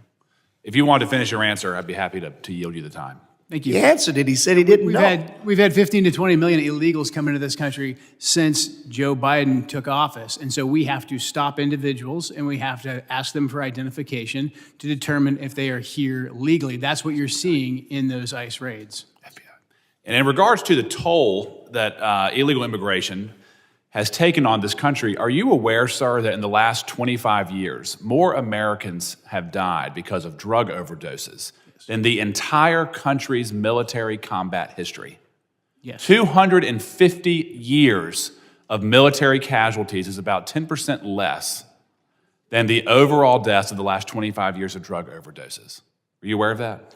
I'm aware of that, and that's why I was glad to see President Trump designate the cartels that bring that poison into the country and kill hundreds of thousands of Americans, designate them as terrorists so we could stop them and aggressively target them. Does fentanyl discriminate on race? It does not. Or does it affect every single person, every single community, every single neighborhood that it enters? Every single person, yes, absolutely. I find it quite alarming that we do not have even a minuscule percentage of the outrage that we have seen from the other side of the aisle as it relates to the plight that Americans have undergone because of illegal immigration and its harms than we do today when you all are trying to enforce the law. From our side of the aisle, again, I thank you. I hope you'll come back. This is a worthwhile conversation. It's a needed conversation. And Mr. Chairman, I yield back. Thank you. Gentleman yields back to Mr. Van Epps. Mr. Van Epps, do you yield? Mr. Chairman, I yield. Gentleman yields. I now recognize gentleman from Colorado, Mr. Evans, for 5 minutes of questions.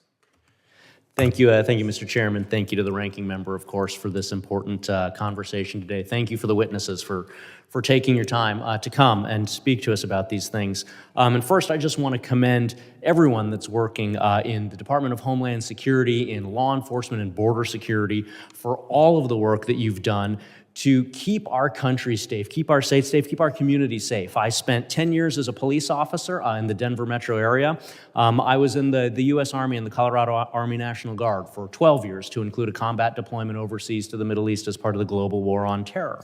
And those experiences, coupled with what's happening in Colorado, have shown me how critically important this hearing is on global threats and things that are happening around the country and around the world, because we know the numbers. We know that every 15 days under the previous administration, more Americans lost their lives due to drugs, with most of that being fentanyl, than were killed in the entirety of the September 11th terrorist attacks.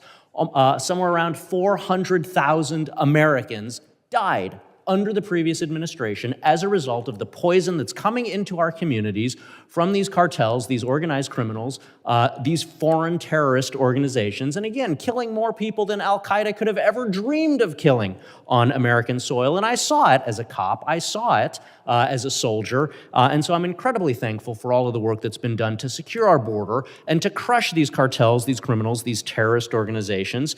And somehow it sounds like there's been a lot of conversations and a lot of posters about names of folks from my colleagues on the other side of the aisle. As cops, we all know this. We have what we call in cop slang the Book of the Dead. All of the bad things that you see as a cop. And so I don't have a poster up here because I don't want to traumatize the public with the things that I had to see and that my brothers and sisters had to see during my 10 years in law enforcement. But it's the names and faces of some of those 400,000 Americans who died as a result of this poison coming into our community, peddled by cartels and drug dealers and traffickers. And it's names. One of my constituents that was with me here on Capitol Hill earlier this year, Liz Hardy, lost a daughter. Brooke Hardy, to fentanyl. And so I'm going to say those names. And I'm going to remind folks that there are 400,000 other names out there of people who were killed by terrorists peddling this poison in our community. In Colorado, since 2020, Colorado has lost over 7,000 lives. At times, Colorado has had the second highest overdose rate of teenagers in the country. And so I am absolutely thrilled that we've been able to work together to secure the border and to go target these worst of the worst individuals here. And so to Director Kent, can you just talk about how cartels are adapting their drug and human trafficking methods in response to the new border security and the new focus and emphasis on getting these people out of our community? And what sort of resources do you need from Congress to continue disrupting? We all know action, reaction. We do something to keep Americans safe. The cartels react to that. What sort of things do you need from Congress so that we can continue to stay one step ahead and not have another 400,000 dead Americans? It's a great question. Because President Trump and Secretary Noem decisively secured the border, a lot of the fentanyl smuggling and drug smuggling is moving to the maritime environment on both coasts, whether that's in the Gulf of America, the Caribbean, or in the Pacific. So we're going to need a good deal more ISR, intelligence, surveillance, and reconnaissance platforms to cover that big and broad space so we can pick up these drug boats and take them off the battlefield. Thank you so much for that. So in addition to being a cop and a soldier for a combined 22 years, I am the only Latino from the Colorado delegation here in Washington, D.C. My district, 40% Hispanic. And so I am a little bit disappointed that the secretary left early because I wanted to make it clear that my Hispanic community also supports getting these drug dealers, these criminals out of our community because the Hispanic community suffers as well. But I also wanted to talk about, as we used to say in the military and law enforcement, you got to play the hand you're dealt, not the hand you wish you had. And the hand we're dealt right now is somewhere between 35 and 42% of the agriculture workforce in the United States are folks who are not here legally. And so as we're having this conversation around border security and deportations, I just wanted to have a little bit further exploration around how do we make sure that we protect our national security, because we know that national security starts with food security. If we can't eat, we can't do any of the other things that we're talking about here today. And so continuing that conversation around how we strike that appropriate balance to make sure that we are supporting our farmers and so many other industries with some of those numbers that I've mentioned. So I can see that my time has expired. Yield back to the chairman. Gentleman yields back, and I appreciate the members for being here. I now want to entertain any of those unanimous consents. The gentlelady is recognized. Thank you. I ask unanimous consent to include into the record an article by ProPublica from October 16, 2025, entitled, "We found that more than 170 U.S. citizens have been held by immigration agents. They've been kicked, dragged, and detained for days." I'd also like to add an article by NBC News from December 7, 2025, entitled, "ICE has arrested nearly 75,000 people with no criminal records, data shows," and the letter that I sent on October 3rd requesting a meeting with Secretary Noem. Without objection. Can I do one more? I'd also ask for unanimous consent to enter into the record an article from USA Today, December 2nd, titled, "Trump Pardons Cocaine Kingpin Who Ruled Honduras." Without objection. Thank you. And last one, I'd like unanimous consent to be entered into the record, a letter dated today, December 11th, after the conversation with the secretary, with dates of availability in order to be able to meet with Secretary Noem.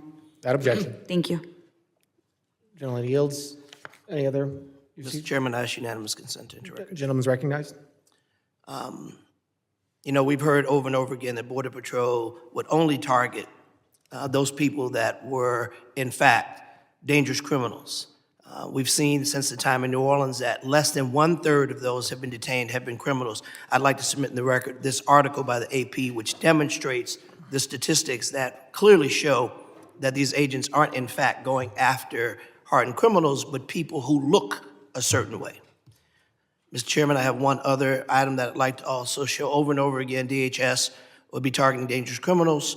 And here's a second article that demonstrates, in fact, that the people that they're picking up, many of which are, in fact, U.S. citizens because they look a certain way. The central theme that I'm offering in these unanimous consent articles is you cannot singularly identify a place or person of origin by the way they look. Our Constitution protects us from that. This is a gross miscarriage of justice. Without objection. Gentleman yields. Closing. Gentleman is recognized. Thank you, Mr. Chairman. Mr. Chairman,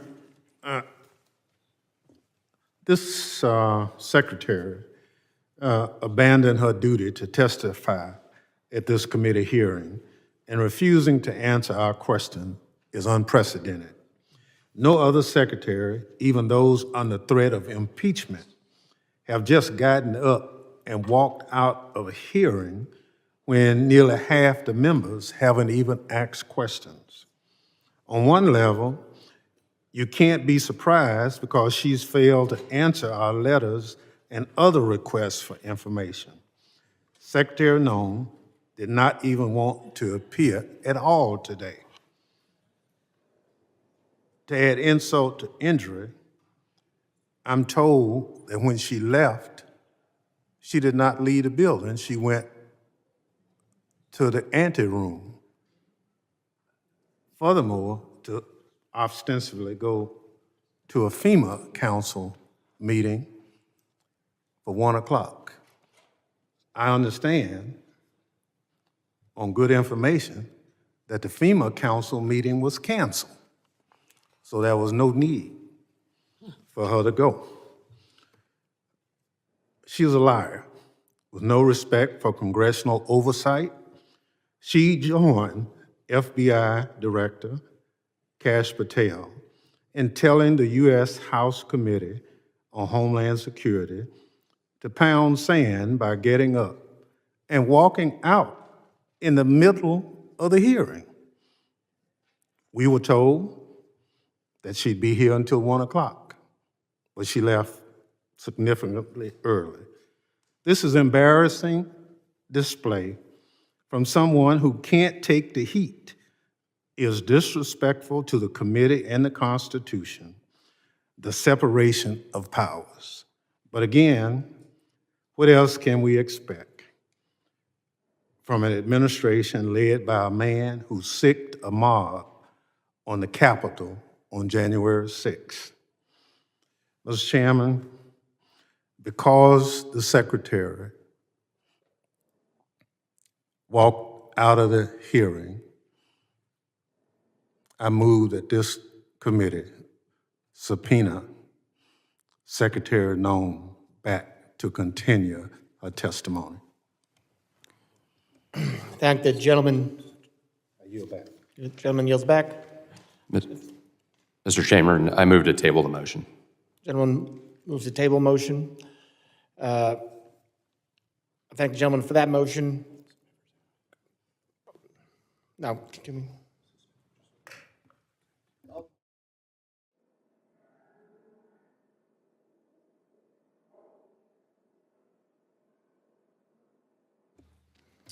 The hearing has ended. We will entertain the motion. I would like to excuse the witnesses and thank them so they don't have to wait around for the vote.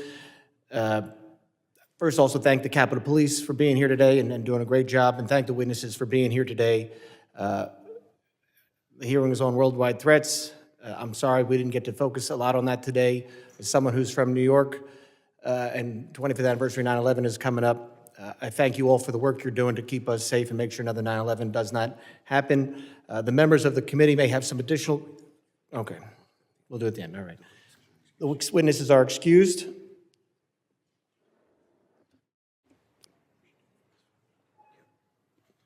And on the motion to table, all those in favor say aye. Aye. Aye. All those opposed? Nay. Nay. The ayes have it. Mr. Chairman, Yes. I guess we're going to have to ask for a recorded vote on that. A recorded vote has been requested. The clerk will prepare the roll.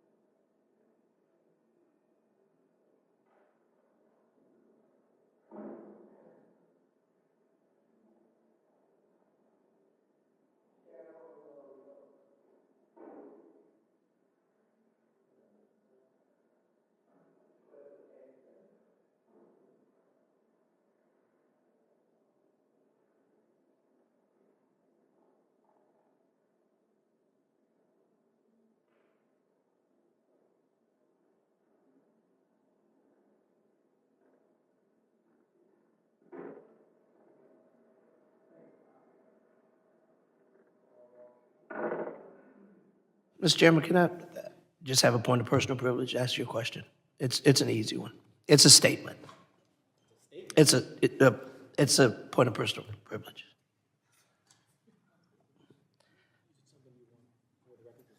Yeah, I do. I'll be very brief. And this is bipartisan. I promise you.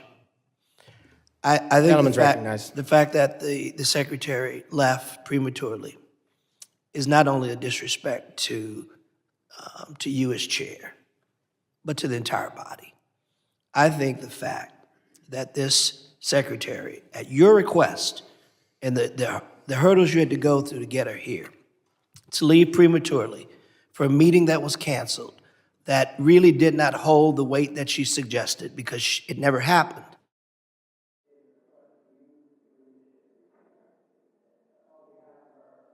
Somebody turned me off. I apologize to you, my friend. You deserve better. Thank you, gentlemen. Yield back.